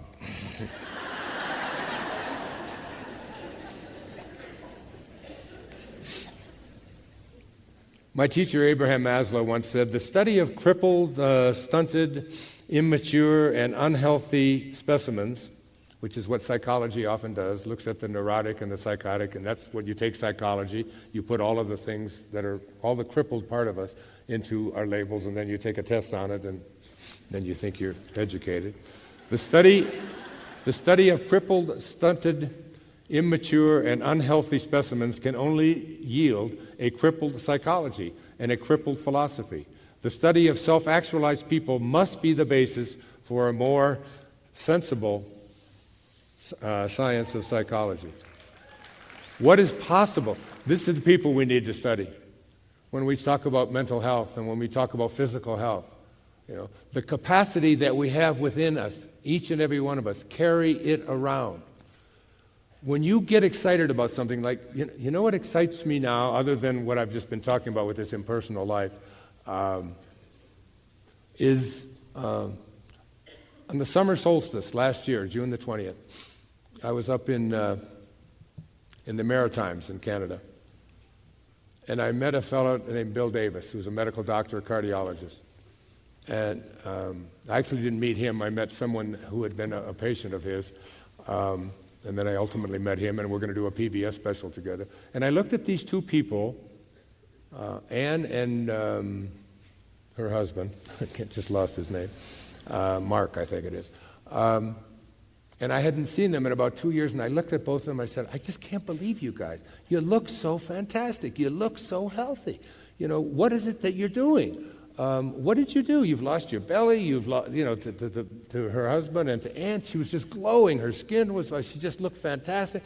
I said, "What is going on with you two? What did you do? I want to follow you around. I want to be what you are." They're in their 30s and so on. Oh, they said, "We had this fellow up here. We did a seminar up here. His name's Bill Davis, and he wrote a book called Wheat Belly." And Hay House has a book very similar to that called Wheat Free, Worry Free, which I really urge you to read. And she said, "We just decided to go gluten-free." And I said, "Well, what is that? What is that? What is gluten?" I don't even know. I just know it's something that you hear a word about and so on. And they started talking to me about it and looking at how our foods are all being genetically modified and the impact that it is having on our population, where 1/3 of the young people under the age of 18 years in this country are obese. 1 out of 3. That 1 out of every 100 children born in America now are considered to be autistic. 1% of the population of new births are autistic, whereas in 1970 it was 1 in 15,000. The amount of diabetes, they say that by the year 2040, the year I turn 100, there will be 1 out of every 2.5 people are going to have diabetes with the way that we are going. 1 out of every 2.5 people. I mean, that's a very sizable, like 40% of the population are going to have them. And we haven't looked at what we're doing to our food supply. That the wheat that we are eating is not the wheat that we ate when we were kids even 1 generation ago.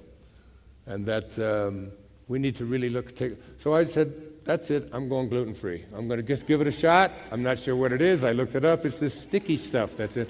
And the wheat that grew up when we used to sing Amber Waves of Grain, which is, Amber Waves of Grain no longer exist. Wheat isn't 5 feet tall like it used to be growing, in the plains. It's 1.5 feet, and they grow it by calories per acre. And the more of it, so it's now dwarf wheat that has been genetically modified, that puts within it pesticides. And we share 7 identical genes with wheat. Did you know that? And a banana as well. I think there's 9 with a banana.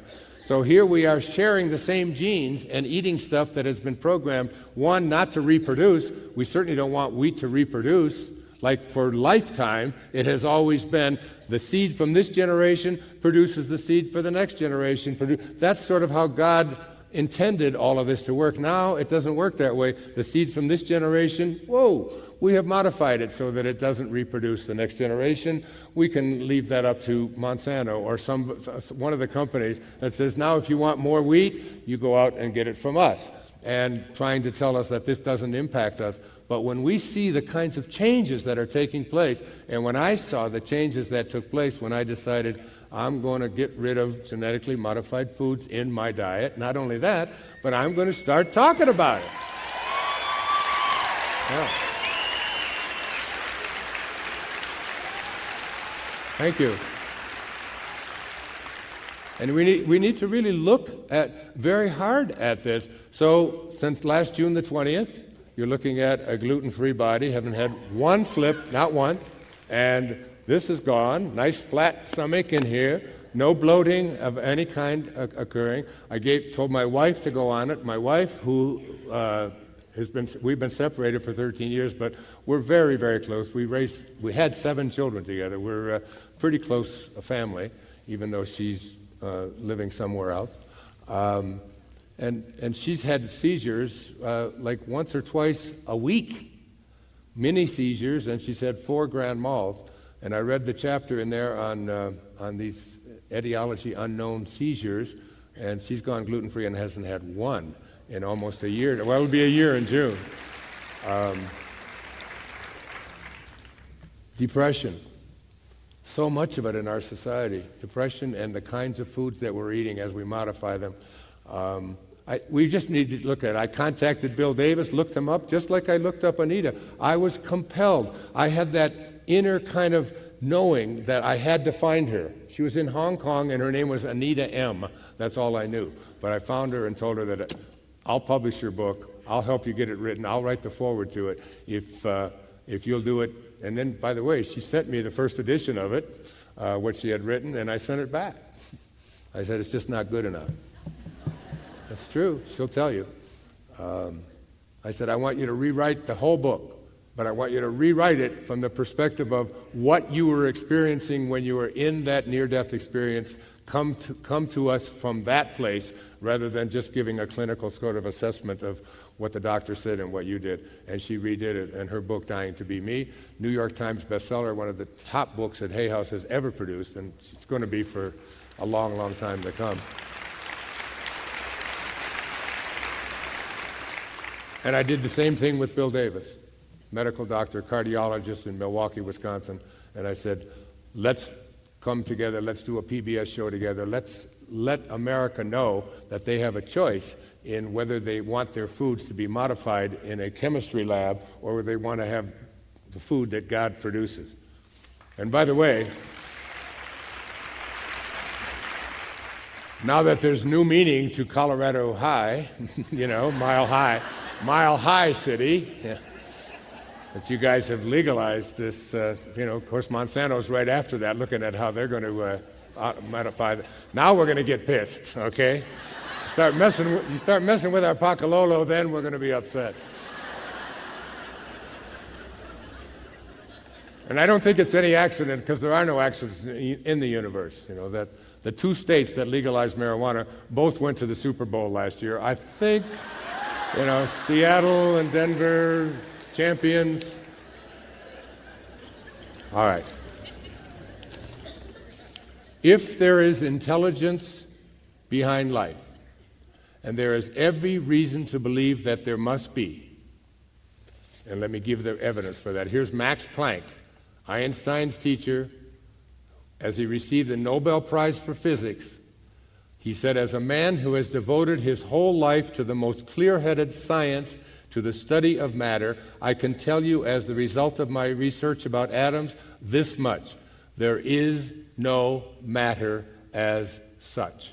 It's all an illusion, including your bodies. Because my teacher, Nisargadatta Maharaj in India, said, when we asked the question, what is real, Master, what is real? He said, the only thing that is real is that which never changes. If it's changing, it's not real, because the moment you get a hold of it, it's something different. And then it's gone. But the I am that is in all of life, is the only thing that it's real. The same I am that was in me when I was 20 and 30 and 40 and 6 and 46 and so on is unchanging. I can tell you this, as the result of my research about atoms, there is no matter as such. All matter originates and exists only by virtue of a force which brings the particles of an atom to vibration and holds this most minute solar system of the atom together. We must assume, as scientists, behind this force the existence of a conscious and intelligent mind.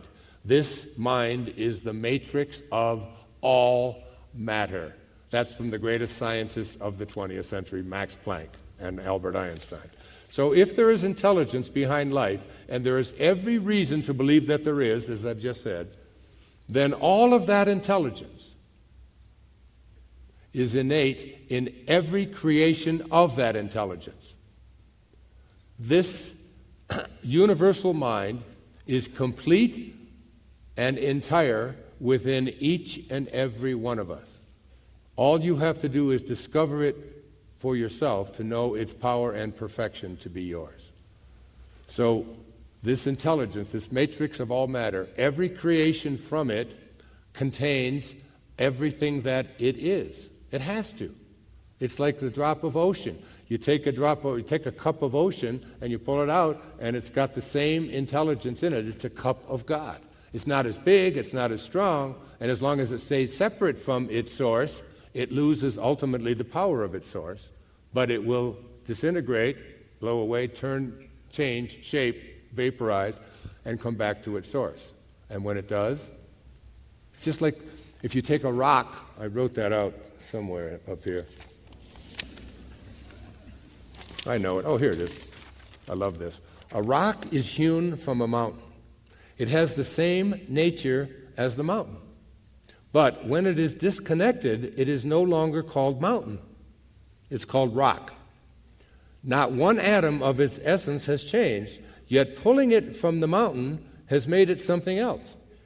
Put the rock back in the mountain, and it no longer is rock. It's now called mountain. So the existence of the rock is determined not by its substance, but by its relationship to its source. And this is true for you. Your existence is not determined by the substance of you, it's determined by your relationship to your source. And when you understand your relationship to your source, you're understanding something called oneness. And oneness is something that as long as you are in this physical body, you're never going to be able to grasp, because everything in the physical plane has its opposites. They're called dichotomies. It's what the Bhagavad Gita is all about. It's like bringing the opposites together into oneness. When they looked at the Gospel of St. Thomas, which was discovered in 1945 at a place called Nag Hammadi in the Dead Sea Scrolls, and they looked at the Gospel of St. Thomas, which was written at the same time as Jesus was alive on the planet, as opposed to Matthew, Mark, Luke, and John, which was 120 to 80 to 120 years after the death of Christ, a recollection a century later of exactly what he said, okay? I don't remember what I had for breakfast, but 120 years ago, somebody's given the exact words of Jesus. Well, in the Gospel of St. Thomas, in the Dead Sea Scrolls, This is what Jesus is quoted exactly as saying. When you make the two one, and when you make the inner as the outer, and the outer as the inner, and above, then you shall, and only then shall you enter the kingdom. When you make the two into one, how do you get to know oneness? How can you experience something that has no opposite? Like if I ask you to give me the opposite of joy, what would you say? Sadness, unhappiness, depression, whatever. The opposite of joy, sadness. If I ask you to imagine a world in which there is no opposite, when it is only joy, 100% joy, that's the only thing it can be, that's the kingdom. Now you take the word love and ask yourself, what's the opposite of love? As we know it on this planet? Fear. Hate. Try to imagine oneness. Anita will tell you about it, because we've talked many hours about this personally, and I've read about it in her book, Dying to Be Me, as well. That this is a place where you experience only love. Hard for us to imagine, but the reason there is only love is because when you're with your source, there is no opposite. So, that if you lived on the sun, it's hot, like 985 degrees Fahrenheit, something like that. But if you lived on the sun, would you have a concept of darkness? Like, would anybody living on the sun say, oh, it's going to be dark or darkness? You wouldn't. Why wouldn't you know darkness if you lived on the sun? Because the sun is the source of all light. And when you are with the source, there is no opposite. That's what you will come to know and can come to know because you carry around that oneness within you. The only problem is you've detached from it. You're disconnected from it and coming back into contact with it. To understand this magical power that you carry within you, it is so powerful and so strong. My youngest daughter, Sage, who was on my last PBS special with me, has written a book with me. It's called Goodbye Bumps. I really like, if you have a child under the age of 10, just have them read this. When she was 5 years old, she went to a dermatologist on Maui, and she was asked, she had these flat warts on her face, and they were getting worse. And she'd had them for like 2 years now. She was maybe 5 or 6 years old, and they were around her lips and here, and then they were moving up around her eyes, and especially when the sun would come out, because they would get, her face would get tanned, but these things wouldn't. They were white. So we went to the dermatologist, and he said to her, there's two things. One, he said, we can burn them off. We can wait, he said. They might go away. He said, we can burn them off, but it'll leave little scars around on your face and all that. Or we can give you a medication. The medication is very strong, and it'll leave your face kind of red and so on. And he said, you can wait. And I said, well, honey, there's a third option. And she said, what's that? I said, you can talk to your bumps. And she said, what do you mean? I said, you can just talk to them and ask them whatever it is that you want, whatever you want to say to them, you know.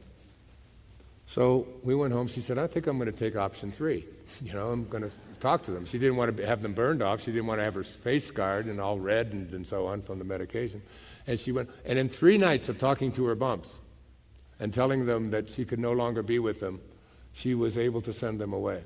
In 3 days, we went there on a Wednesday, and Friday, they were completely gone. The power of the mind, and my kids were all raised with this kind of mentality. That's why I've written these children's books up here, because if we can get kids out of their subconscious programming And their subconscious programming is always what I can't do, what's not possible for me, how weak you are, and so on, instead of them believing that they carry God around with them every place that they go. It's their destiny to know within that I have the power to heal myself. And John Grable here is a perfect example. I mean, he looks better than I've seen him look in 10 years. I just can't believe it. Maybe that's Darcy, I don't know, but the idea that he is not letting himself be in any way weakened by this thing called muscular dystrophy, that it's just his curriculum to God. So, years ago, I spent 1 year as a Taoist. The day that I turned 65 was May the 10th, 2005. And on May the 11th, I called my secretary, Maya, and I told her that I've been called to Maui and that the Tao is calling me. And the Tao, T-A-O, is another word for God. It means the Great Way in ancient Chinese. T-E means the virtue of, and Ching means book. So the Tao Te Ching, written 2,500 years ago, 500 years before the birth of Christ, is some call it the wisest book ever written. And it's only 81 verses. And I decided that I was going to take each one of those 81 verses and I was going to live it and then write about it. And I wrote these channeled essays while looking at a picture of Lao Tzu. I know it sounds crazy, but that's what I did every day for the year that I turned 65, till I was 66. Every 4 days, I would start another essay on them. And I always encourage my audiences to take the Tao, this is just the Tao. This isn't the book of essays that I wrote. It's just the actual Tao Te Ching, my version of what the Tao Te Ching would be. I took like 10 of the issues, the additions that I thought were valuable, and put them together. I encourage you, when you get your new purse, all right, seriously, I carry this with me wherever I go.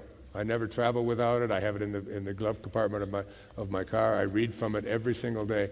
And some of the greatest and wisest words that I've ever heard. One of them, that you've all heard, is the journey of 1,000 miles. What?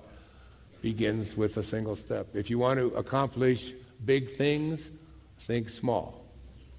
26 years ago, I thought small. I thought, I'm not going to have any alcohol in my body this day.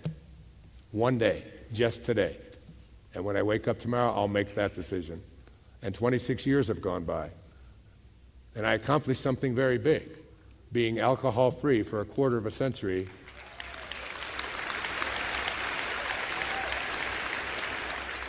When I previously drank every day, I drank. Not a lot, I was never drunk or anything, but every day. And when my teacher in India said, if you want to reach your highest potential and live the Dharma that you signed up for, you can't be putting things into the brain of yours that are going to deteriorate, or they're going to ruin the brain cells that you have, even if it's just a few at a time. He said, you have to experience total sobriety. And I remember saying, well, I don't mind total sobriety. I just like to have a few beers in the evening after I run and so on. And that was 26 years ago. You accomplish big things by thinking small. I'm going to just throw this to somebody in the front row, and whoever, there it is. Oh, right into your pocket. You must have needed that. That's yours. So, by way of bringing some kind of closure to this, I could just go on for the rest of the night for sure. Yeah. But I have to do an interview at 10 o'clock tonight, so I have to make sure I'm out in time.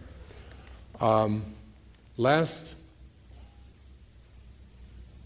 the 805th birthday of one of the greatest teachers that ever came down the road, his name was Mevlana, which in Farsi means our master, Mevlana Jalaluddin Rumi, the great poet.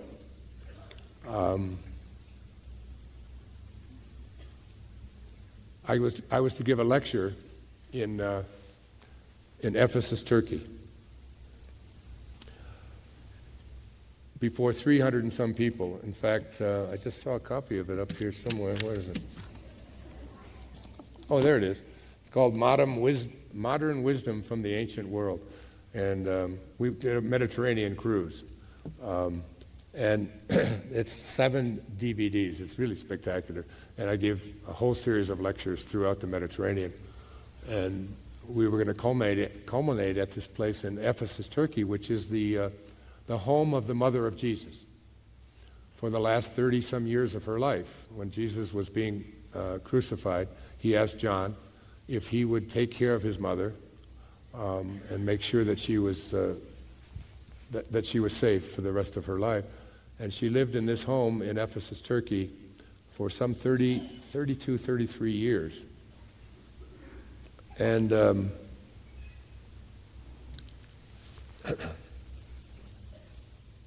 we had 11 buses of some like 30 some people on each bus. There were 350 people that were there. I wrote this story out, and I can see clearly now.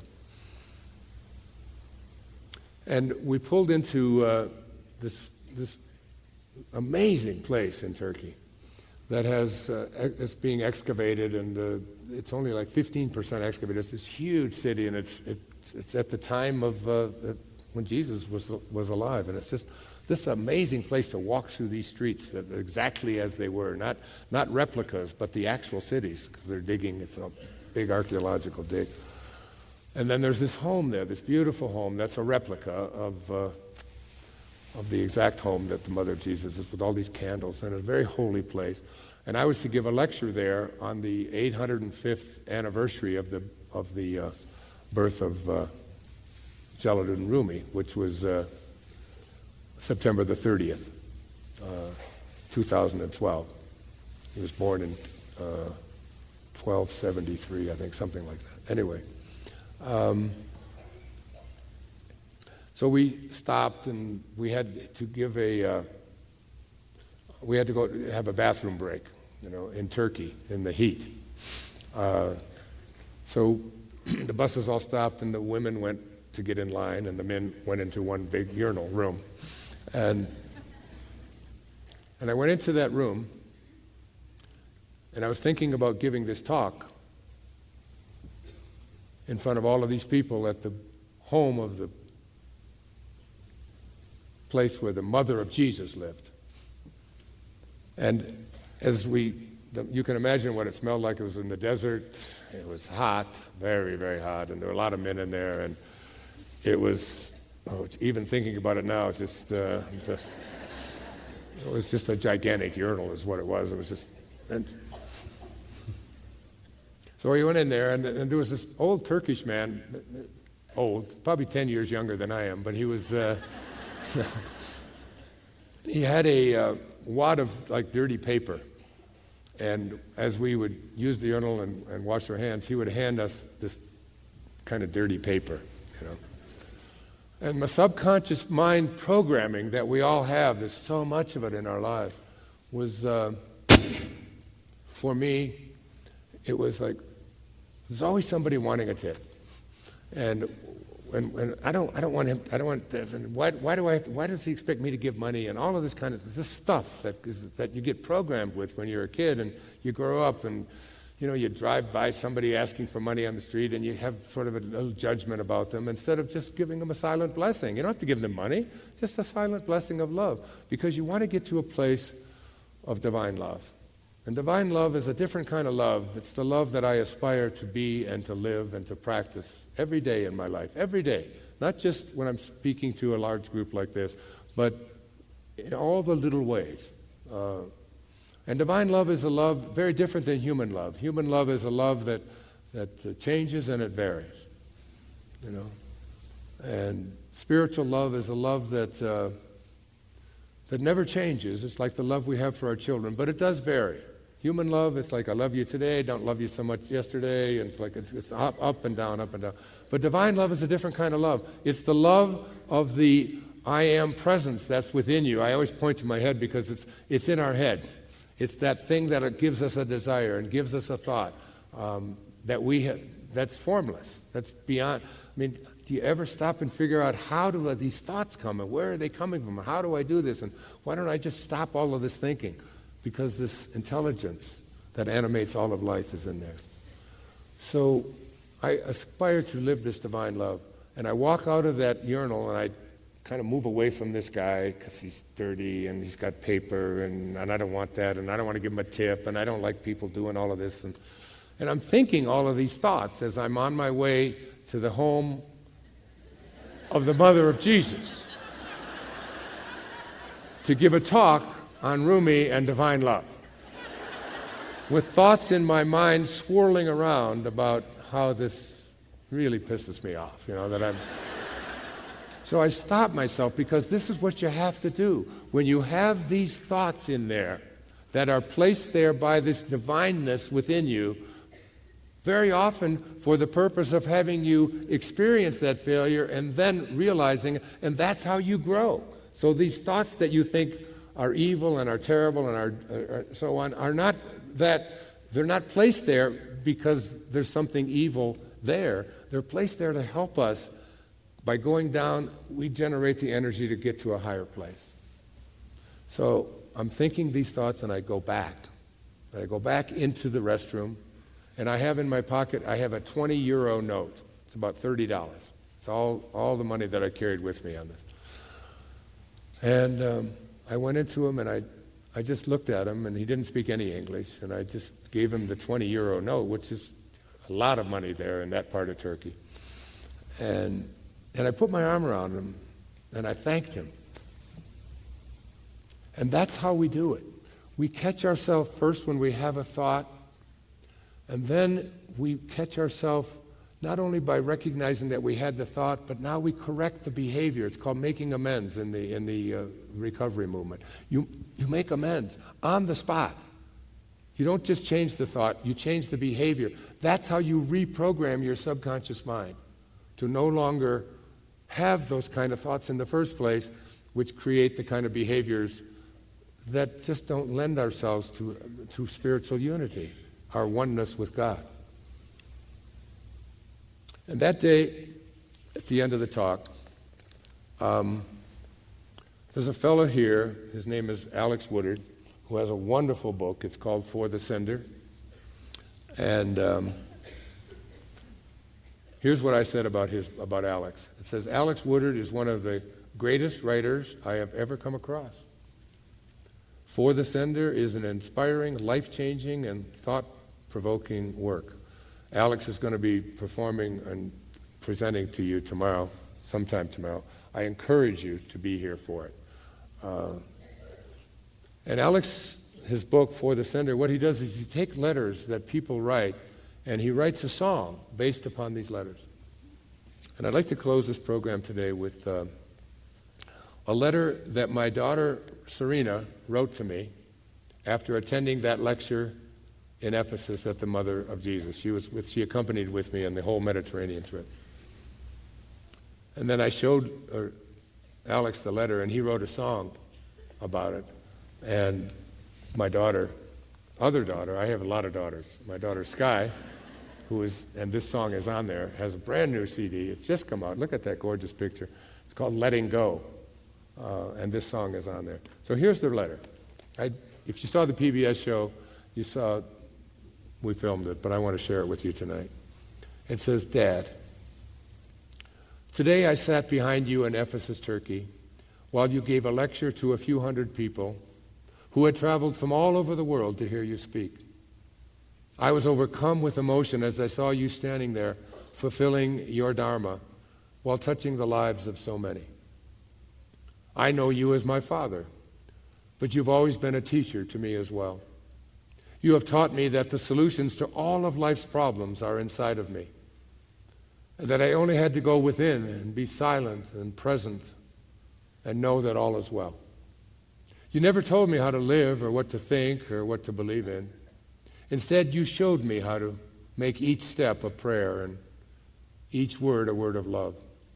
You taught me about Rumi, St. Francis, Hafiz, Jesus, Buddha, Krishna, Mohammed, Saint Germain, Neville, and so many others. You taught me to believe in magic and miracles, and you showed me how to be in awe of the awesome world we live in. Since the time I was brought into this world, I knew that I was safe to be exactly as I was, and that whoever I was a perfect creation of God. You told me that I was God, and that it was God that looked out from behind my eyes. I learned from you that I was the master of my own fate, the creator of my own destiny. Of all the lessons I have learned, the thing that hit me the hardest was when you said that I am God. Could I really be a spark of God, a perfect creation put here on earth with a purpose? You say this all the time, but I've always struggled with it, especially since school and society were telling me otherwise. I doubted myself, I felt inferior, and I worried that I needed to apologize to something for even contemplating this idea. I have felt unworthy, undeserving, and unsure.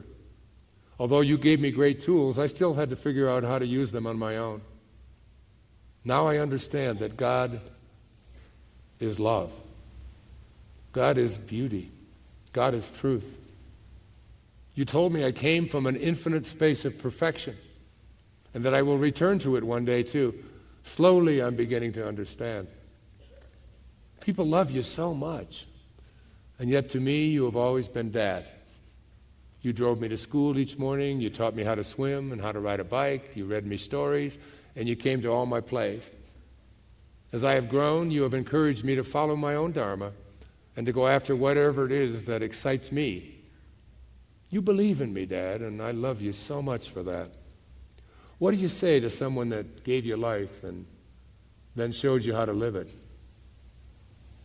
You say, thank you, thank you, thank you. I love you, Serena. Isn't that beautiful?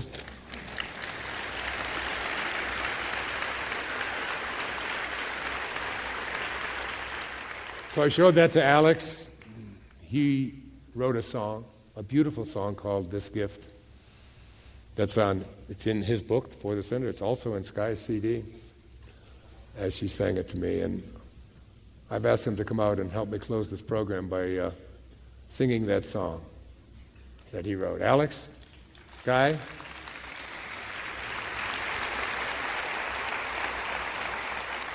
This is my daughter, Sky. Who's that? You have something for me? Oh, thank you. What's your name? Madeline. Madeline? Yeah. Madeline, Paddling, Madeline home? Nice to meet you. You're so beautiful. Here, give me a kiss on the cheek. No, on the cheek. I gotcha. Thank you, sweetheart. I don't know who Madeline is, but I love her. Hello, All right. everyone. This is my daughter, Sky, another one of my beautiful daughters, a singer who's been traveling with me since she was 8 years old, singing all over the world. And Alex, the author of For the Sender and the author of this song. And they're going to sing it just for you and me. Especially you. Yes. Thank you. Thank you, honey. So beautiful. Thank you, baby. Mwah. Thank Thank you. Sky Dyer and Alex Woodard. Thank you, pal. You're welcome, my friend. God bless. Ah. Wow. Oh, boy. So, tonight, as you go off to bed, I want you to take the last 5 minutes. And I'd like you to do this from now on.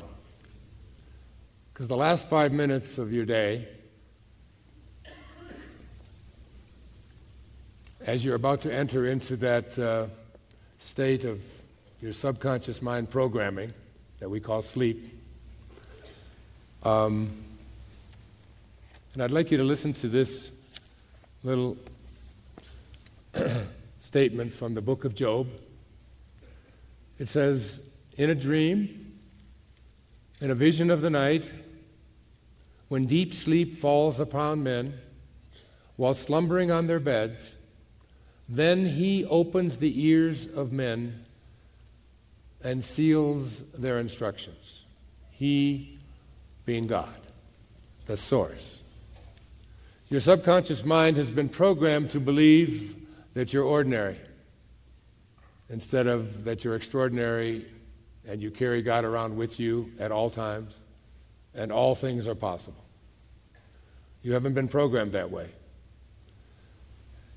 And if you use the last 5 minutes of your day to review the things that you don't like, the things that didn't go well, the things that upset you, the people that made you angry, the things that were failures, the deal that didn't work out, the illness that is bothering you or someone in your family.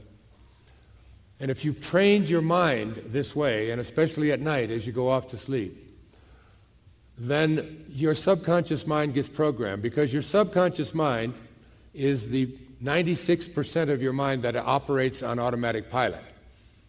It's all the stuff that you do without thinking all day long.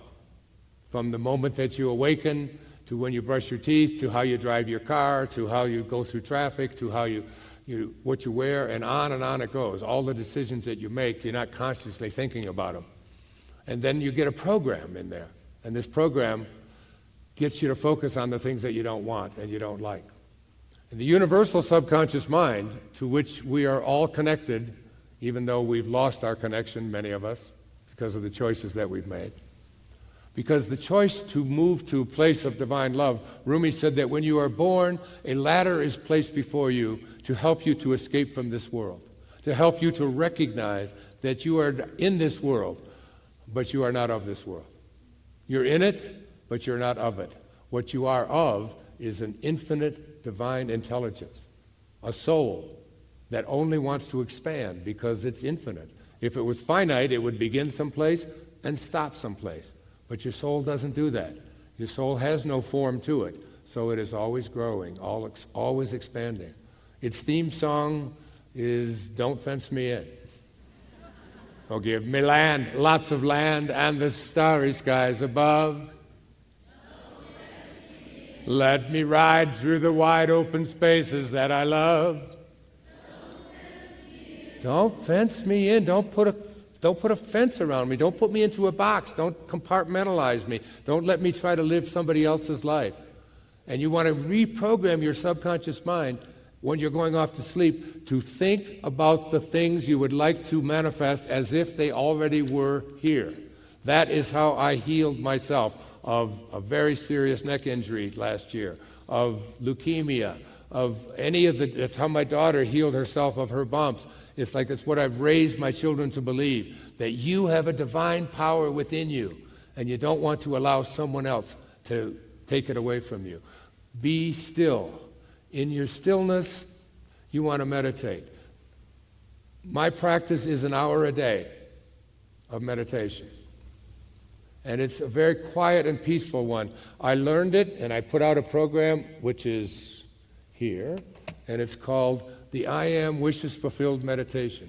All I want you to do with this, if you decide you want it, is to fill out a piece of paper in your mind. And on that piece of paper, write the word that, T-H-A-T at the top. And anything that you would like to manifest for yourself into your life, whether it's a healing, whether it's a business, whether it's a relationship, whatever it is, it doesn't make any difference. Just put that on the piece of paper in your mind. I am that. Because these are the words that God spoke to Moses. It's the only place in all the spiritual literature, and it goes back 3,300 years ago. It's the only place where God reveals his name. My name is, you can look it up in Exodus, I am that I am, and that shall be my name for all future generations. Strictly straight right out of every edition of the Bible. I am that I am. That. Now in your meditation, what they have done, I didn't do this, James Twyman and had a scientist Go back and look at the language from 3,300 years ago and the letters in Chinese and associated them with the sounds, and they created a sound on track 2 and 3. On my seminar on divine love, I have 3 or 4 of those where we actually do this meditation. And I would do it in here if we had the time, but we'd be here till 4 o'clock in the morning. But it's a simple 20-minute meditation, and you just listen to that sound, and basically it's the sound that God was saying to Moses at the time, according to whatever scientific sound we have. I am that I am. Just practice it.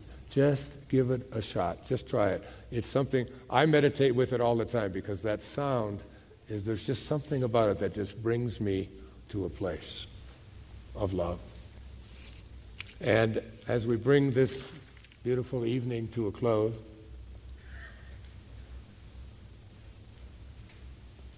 I love Rumi, as you know, and I love Hafiz, these 2 great Middle Eastern poets. The great Hafiz said, even after all this time, the sun never says to the earth, you owe me. Just think what a love like that can do. It lights up the whole world. This is the kind of love that we call divine love. It's at the top of the ladder. The rungs of the ladder lead us to this place of divine love. And when we get it, and we are motivated by our desire to serve and reach to others, you will know the God that is within you. You'll transcend this ego. The great Rabindranath Tagore, a Bhole, a man who lived in India back in the 1920s, who wrote a collection of poetry called the Gitanjali, spoke of the ego. The ego is the part of us that is the false self. It's the part of us that has left our connection to God. He said it this way. He said, I went out alone on my way to my tryst. But who is this me in the dark? I step aside to avoid his presence, but I escape him not. He makes the dust rise from the earth with his swagger. He adds his loud voice to every word I utter. He is my own little self, my Lord. He knows no shame. But this is the I I've been speaking about all night. But I am ashamed to come to thy door in his company. It's the shedding of the ego. It's that knowing within each and every one of us there's this peaceful Tahiti. That's the way Melville wrote about it in Moby Dick. For as this appalling ocean surrounds the verdant land, so in the soul of man lies one insular Tahiti, full of peace and joy, but accompanied by all of the fears of the half-lived life. The half-lived life is the life that keeps you away from the I am presence that is always with you and animates every single aspect of your life. And Rumi said it this way. It's called Where Is He? I tried to find him on the Christian cross, but he was not there. I went to the temple of the Hindus and to the old pagodas, but I could not find a trace of him anywhere. I searched on the mountains and in the valleys, but neither in the heights nor in the depths was I able to find him. I went to the Kaaba in Mecca, but he was not there either. I questioned the scholars and the philosophers, but he was beyond their understanding. I then looked into my heart, and it was there where he dwelled, and I saw him. He was nowhere else to be found. It's in you, each and every one of you. And if you saw my PBS special, I ended it with a treehouse. We had one built just for that special. And it's my all-time favorite poem by Hafiz. He says, and the words to this are so profound, light will someday split you open, even if your life is now a cage. For a divine seed, the crown of destiny is hidden and sown on an ancient fertile plain that you hold the title to. Think of that. The crown of destiny is hidden and sown on an ancient fertile plain that you hold the title to. Love will surely bust you wide open into an unfettered, blooming new galaxy. Even if your mind is now a spoiled mule, a life-giving radiance will come. The friend's gratuity will come. Oh, look again within yourself. For I know you were once the elegant host to all the marvels in creation. From a sacred crevice in your body, a bow rises each night and shoots your soul into God. Behold the beautiful, drunk, singing one from the lunar vantage point of love. He is conducting the affairs of the whole universe while throwing wild parties in a treehouse, on a limb, in your heart. In your heart. You hold the keys to that. Where you came from, infinite intelligence. Where you go back to, infinite intelligence. Here, limited, because you have been conditioned to believe in your ordinariness. Tonight, in the last 5 minutes, program your subconscious mind to act as if what it is that you would like to create is already here. When you awaken after marinating for 8 hours in that consciousness, the universal subconscious mind, which controls all things, will respond to what you have placed in there. If you placed in there things are bad, things are terrible, things don't work out for me, then that's what it will offer you, experiences that match up to that consciousness. If, on the other hand, you place into your imagination what it is that you feel is already manifested for you, the universal subconscious mind, God, will offer you experiences that match up to that. It's just a game called the match game. Patanjali said it this way: when you are inspired by some great purpose, some extraordinary project, all of your thoughts break their bonds. Your mind transcends limitations. Your consciousness expands in every direction. And you find yourself in a new and a great and a wonderful world. And then he said, dormant forces, faculties, and talents come alive. And you discover yourself to be a greater person by far than you ever dreamed yourself to be. You discover yourself to be God. Or as Rumi finally concluded, you who seek God, apart, that which you seek, thou art. If you want to see the beloved's face, polish the mirror and gaze into that space. That's where you'll find your I am presence. Because in every moment of your life, I promise you, you have this choice. I know it to be true. I've lived it, and I've written about it. You can either be a host to God